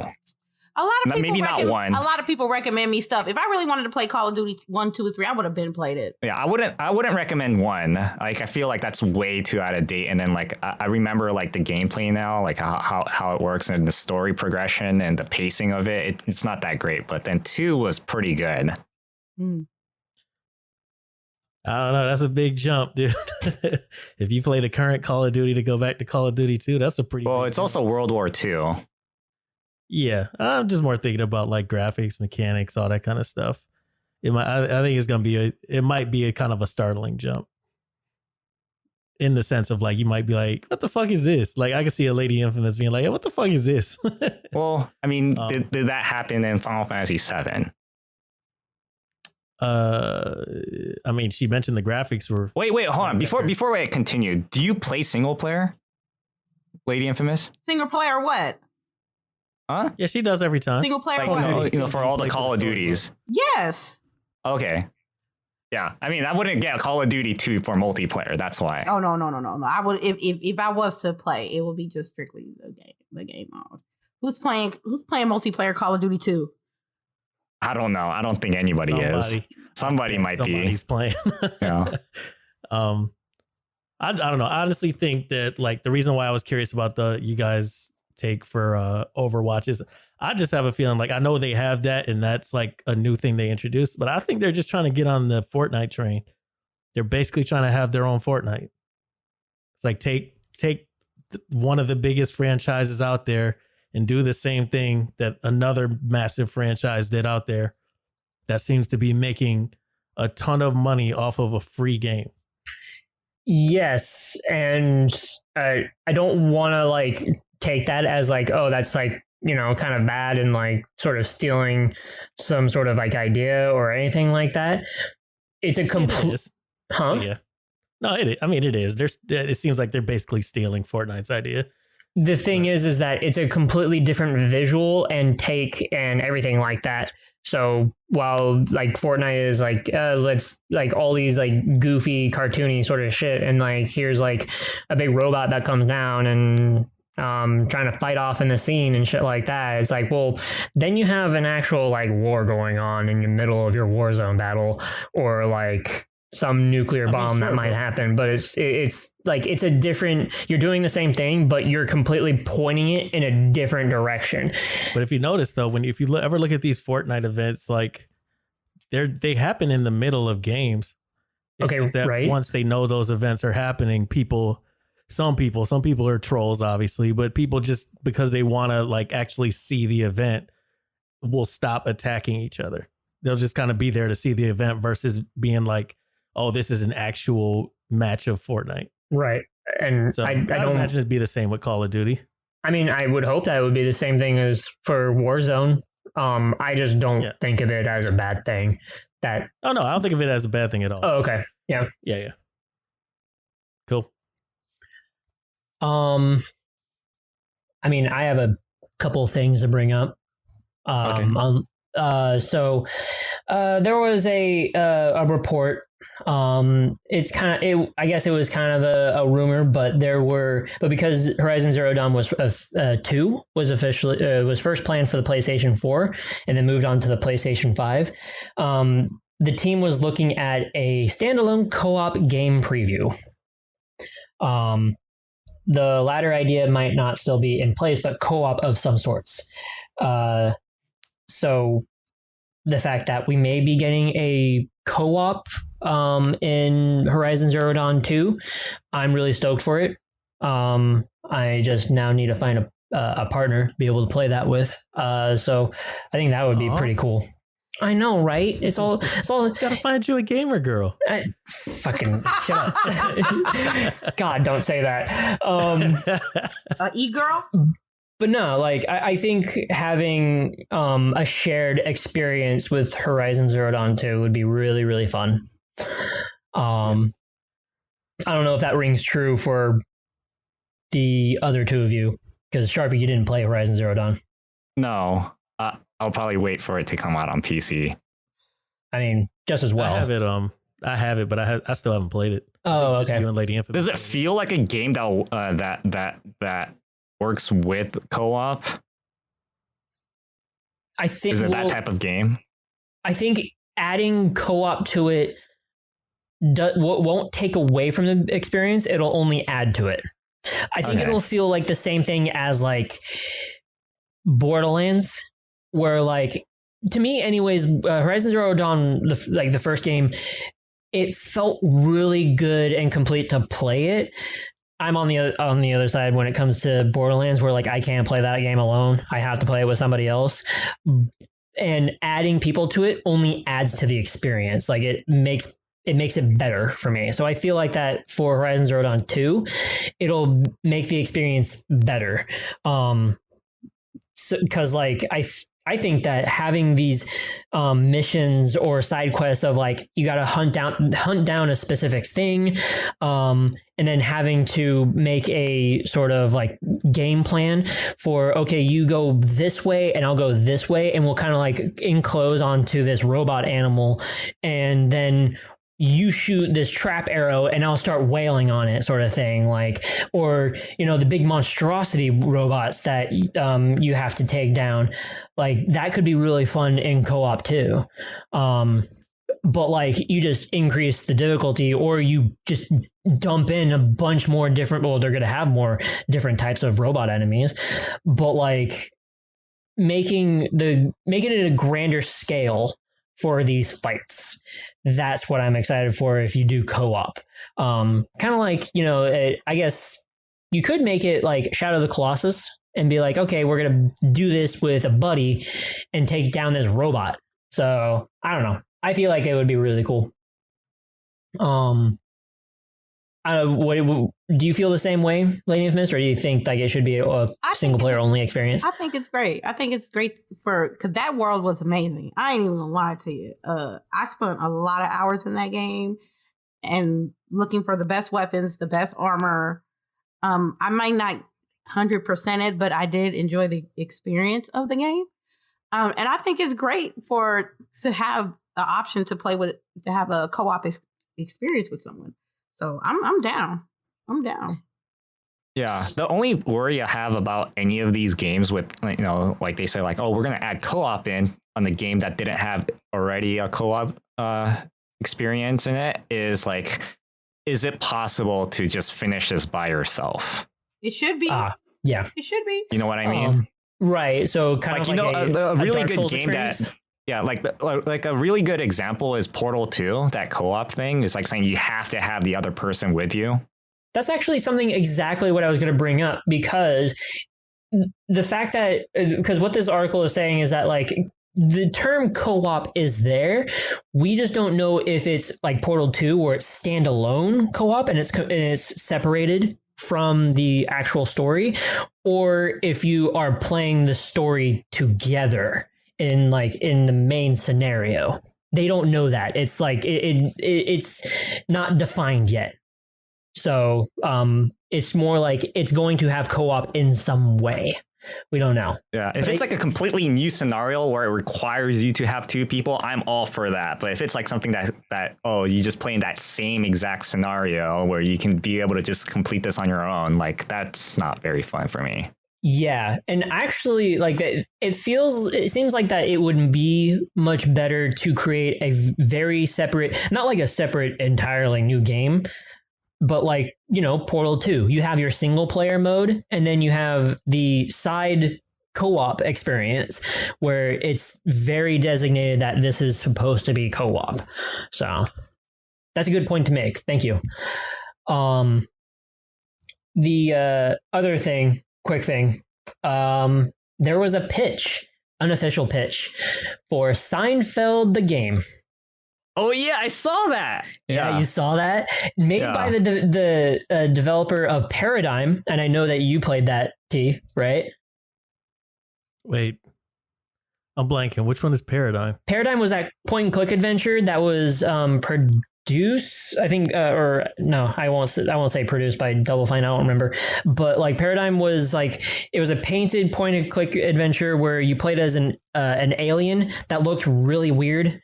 I'm going to show like one picture. Oh, no, I haven't played this. Oh, you didn't right now.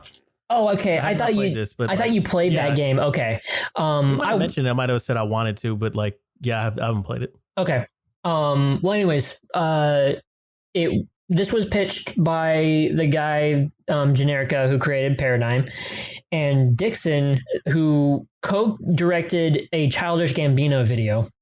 But they made this trailer, and it's like kind of like a pixelated sort of point and click adventure, and you play as like all the cast of main characters except for Kramer. Why? Huh? Do you know why that is? Because you can't control Kramer. He just shows up. Oh, okay. Gotcha. Just like the show, he just shows up and everything. So, but like sort of like a choose your own adventure. I think it could work if the people bite for whoever. I mean, like I guess Fox, or Seinfeld himself to be like, yeah, go for it. So, I literally just saw that. I think for the first time, I don't know how many years. I think Seinfeld just put a special on like Netflix. It's like his first special ever. So it could literally be he might be up for it, since it seems like he's trying to like do a little bit of a resurgence at this point. Yeah, that'd be interesting. Yeah. Do you understand why Seinfeld isn't doing so much public facing stuff? I don't know why. I do. That's why I'm asking. I mean, go for it. Yeah. Okay. It's because of, lots of political correctness, right? Because a lot of comedians are like afraid to like, because of what happened to people like, what's his name? I can't think of his name. The white guy with a bald head. Louis C.K. Yeah, Louis C.K. Yeah, like people like him, and like they try to just make a joke, and then like he got he just got radicalized. I mean, Louis hold on, something else, but hold on, that too. But Louis C.K. was completely different. Oh yeah, wait. But Dave Chappelle definitely. Oh yeah, like people like Dave Chappelle. But then like Dave Chappelle says, you know what, fuck it, right? And then release a special. Like if he says something, then the media kind of get on him for being like not politically correct. Yeah. And then like, and then there's a bunch of other comedians, right, that try to like, they don't want to like do it anymore because of, people are like ragging on them about political correctness. People who are very good at, like fighting back is people like Dave Chappelle and like Bill Burr and stuff like that. Yeah. But then like Seinfeld, like I think he's like because I think it might be his, age or his experience through that. Like he just doesn't want to deal with it, but maybe he's just learning. I'm saying maybe that's what I'm saying. Maybe this game could be part of like a resurgence where he like, not necessarily that he'd go straight out there doing like politically incorrect stand up or whatever, but like just kind of being a little bit more out in the media. I know he still does stuff like his comedians in cars or coffee or whatever. So it's not like he just vanished, but I mean, maybe he just to have his name still out there more. So he might want to, it'd be cool if he did this. Yeah, I agree. Looking at it, that's pretty cool. I mean, he was like one of the top comedians back in like the 90s or something like that, right? Yeah. It was like the highest paid comedians back then. Yeah. So like really this came about just because like they're just obviously like huge fans of the show. And actually their friendship was forged through like popular 90s sitcoms. So like to go back to why they're friends and like go back to what they love. They thought of like, yeah, we'll pitch this, but they didn't. The reason why they say it's like an unofficial pitch is that they wanted to make this video and then just show it to the internet and be like, yeah, like here's our trailer for like a game that would be really cool, not actually like develop anything, and then see how hot it gets all over the internet. And this fucking blew up. Of course, because like I won't say even people around my age. I'm like 29. But like Old. Yeah, old. But it's still, there's like jokes and like and stuff from Seinfeld that like from reruns that is still funny today. So Oh yeah, I love the show. a lot of stuff like holds up. And it's one of those kind of like classics that will like keep going. And it's that window of what the 90s were, which is actually something we're kind of in right now. Like we always go through like waves of like looking back and stuff. And like, it's like 70s, 80s. And like, I would say recently it's been a 90s thing. For Really, I don't see any Jenko jeans around. I'm sorry, what? You guys want to explain what Jenko jeans are? No, won't you explain it for us? I don't even know if I could explain it. You go ahead. Like these super oversized jeans. Oh, Yeah, no. that's about all I you remember explain. this. Oh my God. I was in fucking, you know what? Was I in middle school? Yeah, I was in middle school when these fucking blew up. Oh, they look so bad. They look ridiculous. They're Yeah, so like there's bad. that mammoth one where it's just like super oversized. Yeah. Oh God, these are terrible. Like you Please. can fit your whole body. Like even T will probably fit a whole body on one leg. Out of anything that comes out of like, well, actually, this would be like, this is 90s. Like, oh man, this should not be referenced ever again. Like nobody should talk about these. This was a terrible idea. They were super stupid. Yeah, but back to the whole 90s thing. Right. But yeah, like we have like sort of like the OS aesthetic that was actually popping up around me for a little bit of like old like Windows XP and 90, well, XP being later, but like 98, 95, like that sort of look. And then I didn't hear anything about like Mac OS from like any sort of throwbacks to that. But yeah, it seems like that, like we're going through like another phase of like, well, remember the 90s and shit like that. So yeah, actually, I hope that this takes flight because I think this could be really cool. What, Jinko jeans? Fuck you. No, Seinfeld. Yeah. The Seinfeld adventure. I'm going to have to play the devil advocate here. I'm not a really big fan of Seinfeld. I mean, that's fine. Yeah. Yeah, no, that's You're understandable. You're entitled to your wrong opinion. No. It's fine. Nah. I think Are you more of a Friends person? I didn't even like Friends. I wasn't a big fan of Friends either. I like Frasier. That's my jam. Nerd. Tossed salad and scrambled eggs. I'm telling you. But I think it's great that they're having a game out like that, and fans of the show should check it out. Yeah. If it happens. I mean, just check out the Seinfeld. The trailer? Yeah, check out the trailer. Seinfeld game, the unofficial pitch. Like you'll find it immediately. So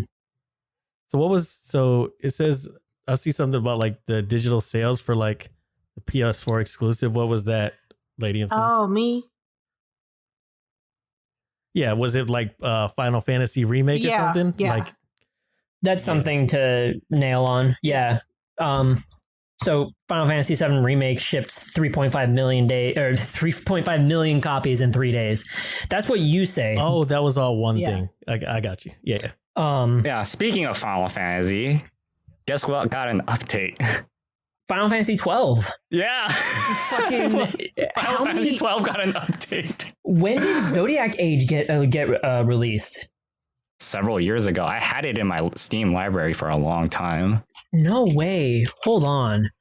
Zodiac Age, it's $25 right now. That's half off. 2018. It got an update. 12 is Lightning? No. That's like that happens in Evilly. So one with like, you know, a very like they had very good voice acting, but like, you know, I said I didn't like. Yeah, the character development was kind of bad. And then like, you know, the combat system is very like programming. Like your programming, yeah. But I've got an update. Yeah, so like it made it so that like loadouts or something was from 1 to 3. And then something about switching jobs. Clarify on that. Yeah, being able to just switch jobs by talking to a Moogle and stuff like that. Like God. That way. Yeah. And then and guess what? Huh. They removed the Nouveau.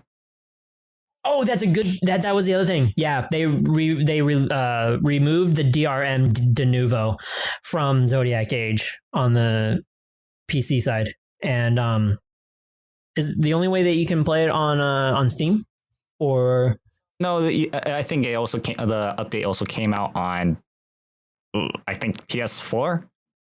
Oh, because okay. I think it came out on like the update came out on Xbox and Switch, if I remember correctly, first. But isn't de Nouveau only used on the PC versions? Yeah, no. But the de Nouveau is PC specific. I can't even speak right now. Specific. Well, no. Yeah. What I'm saying is that like technically Steam is a DRM. Yeah. But like, and you don't own your games on Steam, by the way. You're just licensing it. Yeah. So if Steam goes down, you can't really do anything about that. That's a whole other discussion. But like, yeah, it's like the only way that you can play Final Fantasy 12 on PC right now is through Steam. But the fact that they removed de Nouveau is a really good thing too. But what was that? Care to explain why? De Nouveau adds like processing power. Like this is something slight. It adds like a processing power that should not be there. That was one thing. Otherwise, like I'm blanking on the other reason. No, that's like the majority of it. Oh, okay. I thought there was something else to it. It affects the game's performance and everything. Yeah. Okay. So yeah, it's really cool. Giving an old game from 2015 or sorry 2005. 2006. Jesus. God, I don't remember. I remember I was still playing on the CRT television playing that game on PS2. Exactly. I mean, the only reason why I remember it was because like I guess CRT, but I wasn't out of high school yet. So like yeah, I think it was like 2005 or something like that. But that's cool. And what about like any games that came out this week? Have you guys heard anything about that? Look, I'm just waiting for Streets of Rage 4 in 4 days. Let's go. Wait, Streets of Rage. I don't know. I'm not very excited for that. Don't kill my joy, okay? Is it just because it's a beat 'em up, Sharpie? No, it just doesn't seem like, very there's not a whole lot of mechanics compared to stuff like River City Girls. Okay.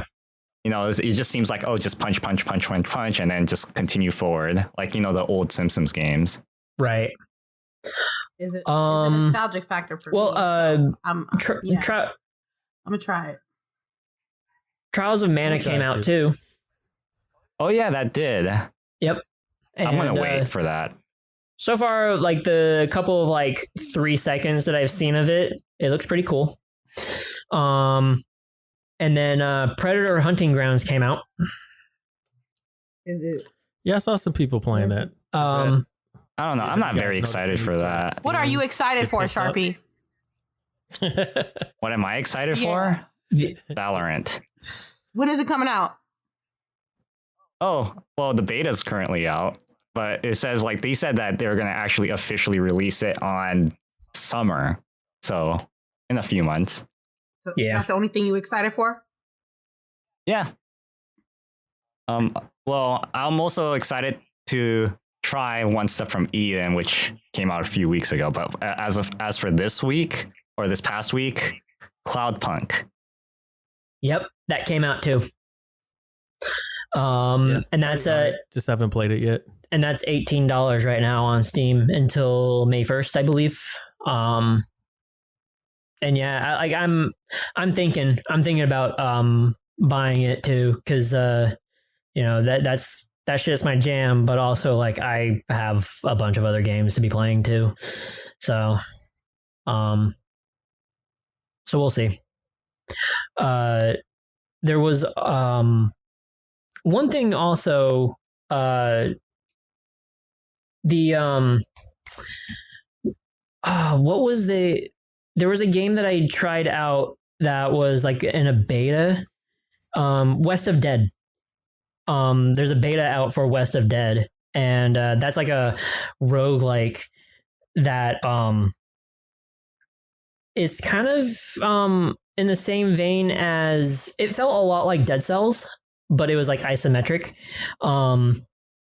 And anybody can like play the beta of that, and it's got some really cool mechanics. So it's on Steam on PC. Like if you just Google up West of Dead beta, you can get right into it. There's like nothing to it.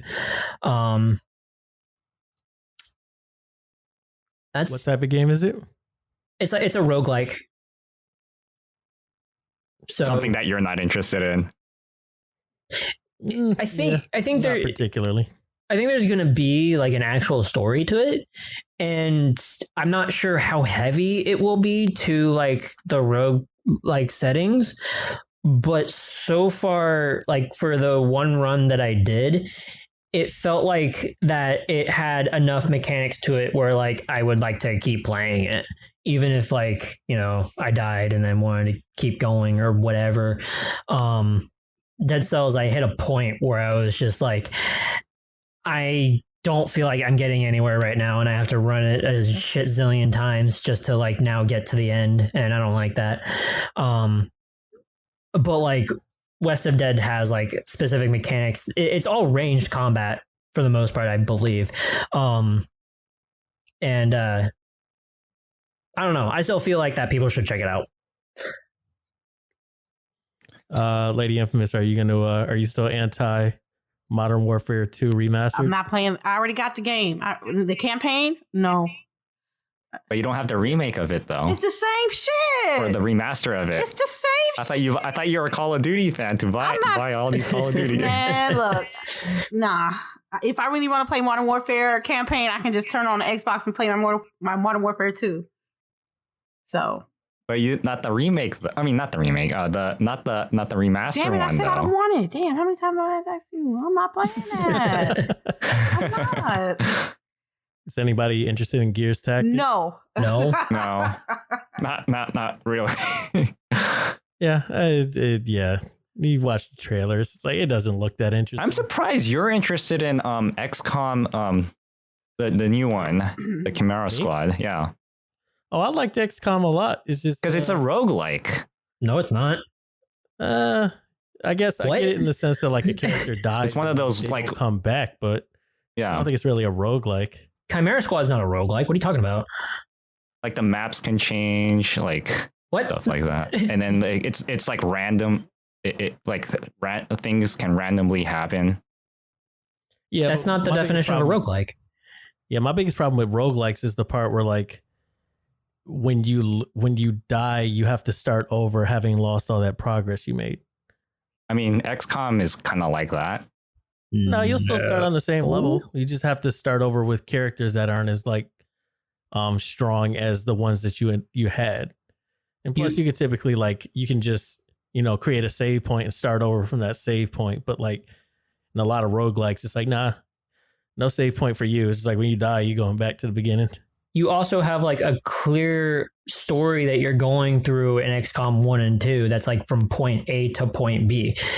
Yeah. So like you can keep going if like people die. It's just like the deaths of those characters resound to your progress for the now continuation of the game. Not like, yeah, your squad dies and you have to return to the very beginning of the story. It's not like that. also like XCOM 1 and 2 have like very clear defining maps. Like you have they have specific maps. It's not like, oh, here's like this map, but we changed everything about it and it's randomized. XCOM 2 had like the enemy's behavior will change based on what you do, but it's still the same map. Yeah. So yeah, it's more of a tactical game. It is a tactical game, not like with a lot of luck involved. Yeah, depending on what difficulty you play. Well, no, it's not just that. Like, you know, like you can be like 99% hit and then he's like right next to you and then you miss. You miss that. So like that. And I recall in XCOM 1 and 2, those are artificial depending on what difficulty you're playing on. No joke. Like if you were playing on normal, like if you have like the same exact shot percentage that is on normal and on hard, let's say on normal, you are most likely to make that 80%. On hard, you're less likely to make that 80%.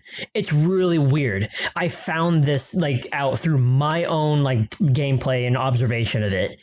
It's so stupid. So they have like a double percentage check, like the initial check and then the check below at that level. Correct. Yeah. It's really, really weird. That's why, like, whenever I suggest like anybody playing XCOM 1 or 2, play it on normal first. Just play it on normal, depending on how much you love it. Then replay it on a harder difficulty, and then deal with all that bullshit. I just Iron Man right from the beginning. Yeah. Well, I mean, in Chimera Squad so far, I think I fought 5 battles, and I'm playing it on Impossible, which is actually like the one step above normal. And I have it on Iron Man mode too. So far, like it's been pretty fun and pretty good. Like those numbers seem true to self. I think I'm not sure like what changes between the two. But I'm gonna keep going with that on Impossible. And have you tried XCOM 2 on the hardest difficulty? Fuck no. I value my time. Like, what are you talking about? No, I mean, like, because you said you'll replay Final Fantasy 7, so I was like, oh, would you try XCOM 2 on the hardest difficulty? I'm fine with dealing with a harder difficulty. I'm not okay with dealing with like percentage bullshit. Like, it's kind of like a fake sort of difficulty spike. And it's more of the principle of it being covered up rather than like it being harder. It's like if it's 80%, I actually want that 80%, not like, oh, it says 80%, but your chances are actually 30%. Like, yeah, I don't want that. So here's my experience with it. Like I watched you play, I watched like other people play XCOM. The harder the difficulty, the more health, the enemy has. That's what I noticed. Yeah, they have more health. So it's something that you would normally be able to kill with one hit on a normal difficulty. It'll take 2. Right. Okay. All right. I mean, like, I'm fine with that as a difficulty, but taking 2 turns to kill one enemy can mean life or death. Exactly. And that's why, like, in my playthroughs of XCOM 1 taught me for my playthrough of XCOM 2 that it is much more important to get the kill than to deal the most damage. Like that's entirely what it is. Like even if it's like if it takes your entire squad to take out one person, it's important to take out one person because that means it's one less person to deal damage to anybody.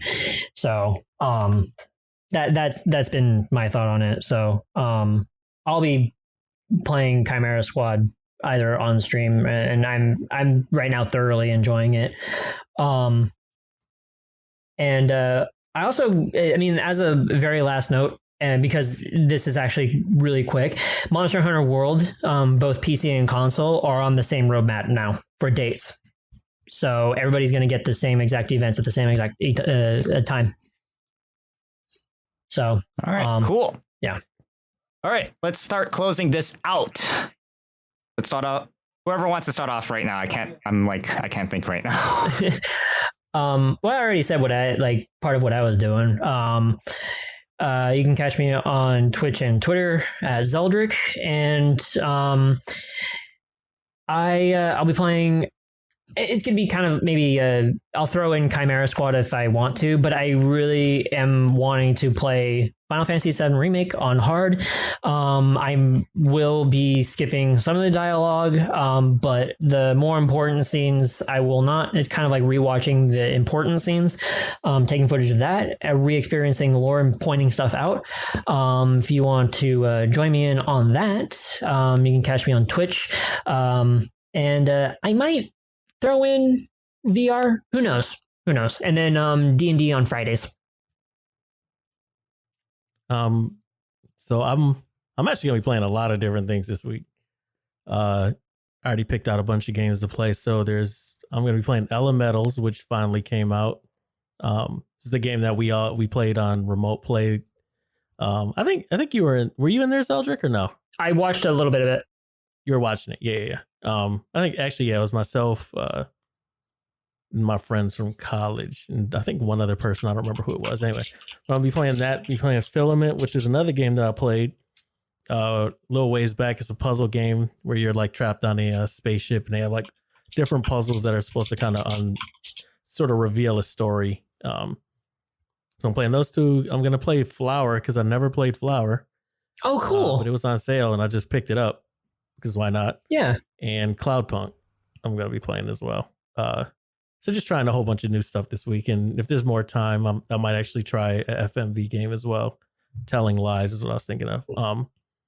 But yeah, if anybody wants to check me out, one more Old School Musical. I think I'm actually gonna start with that one, which is one that I posted in Discord as being like free from Twitch. I don't know if you guys actually looked at it, but it actually looks like really cool. It seems like it's kind of like inspired, kind of like 1980X, where it had like a bunch of games that were sort of inspired by old school arcade games, but it's sort of a rhythm game apparently. So that's like all the games. I'm gonna figure out how to play all those at some point this week. But if you want to check me out, I'm at twitch.tv/UnsheathedP. LadyInfamous. I'm gonna play whatever. Lady, you don't have anything planned? Nope. It's just gonna be a bunch of Call of Duties only. You know what you got. No, I'm gonna play Call of Duty on Friday or Saturdays. But I'm gonna play whatever. You can. Oh yeah, you're gonna play Rainbow. I haven't played Rainbow in months. You ain't gonna play Final Fantasy? I said whatever I want to play. It could be Uno. Go through your whole library like you gonna. I'm gonna play this. I'm gonna play this, and I'm gonna play this. You can check me. I'm gonna play whatever the fuck I want. Thank you, Zeldrick. Exactly. Thank you, everybody, for hanging out with us today. We really appreciate your company. Make sure you vote. Make sure you comment. Make sure you rate us well. We really appreciate it. You can check me at Lady_Infamous415 on Twitch and at Lady_Infamous30 on Twitter. And you guys have a great evening. And for me, I will, and depending on my internet connection, I will see if I can actually stream one step from Eden. If not, then I might just record it because it is my internet, dude. Like during the day, it just goes down in upload speed. But like my download speed is still awesome, but upload speed is just shit. So I'll see what would happen then. Otherwise, I would just continue playing like Valorant or something like that once I finish this, and possibly if we can get a game together with GTFO or Project Winter, I would like to play those with all of you. I'm not the most busiest one in the group. I'd be down.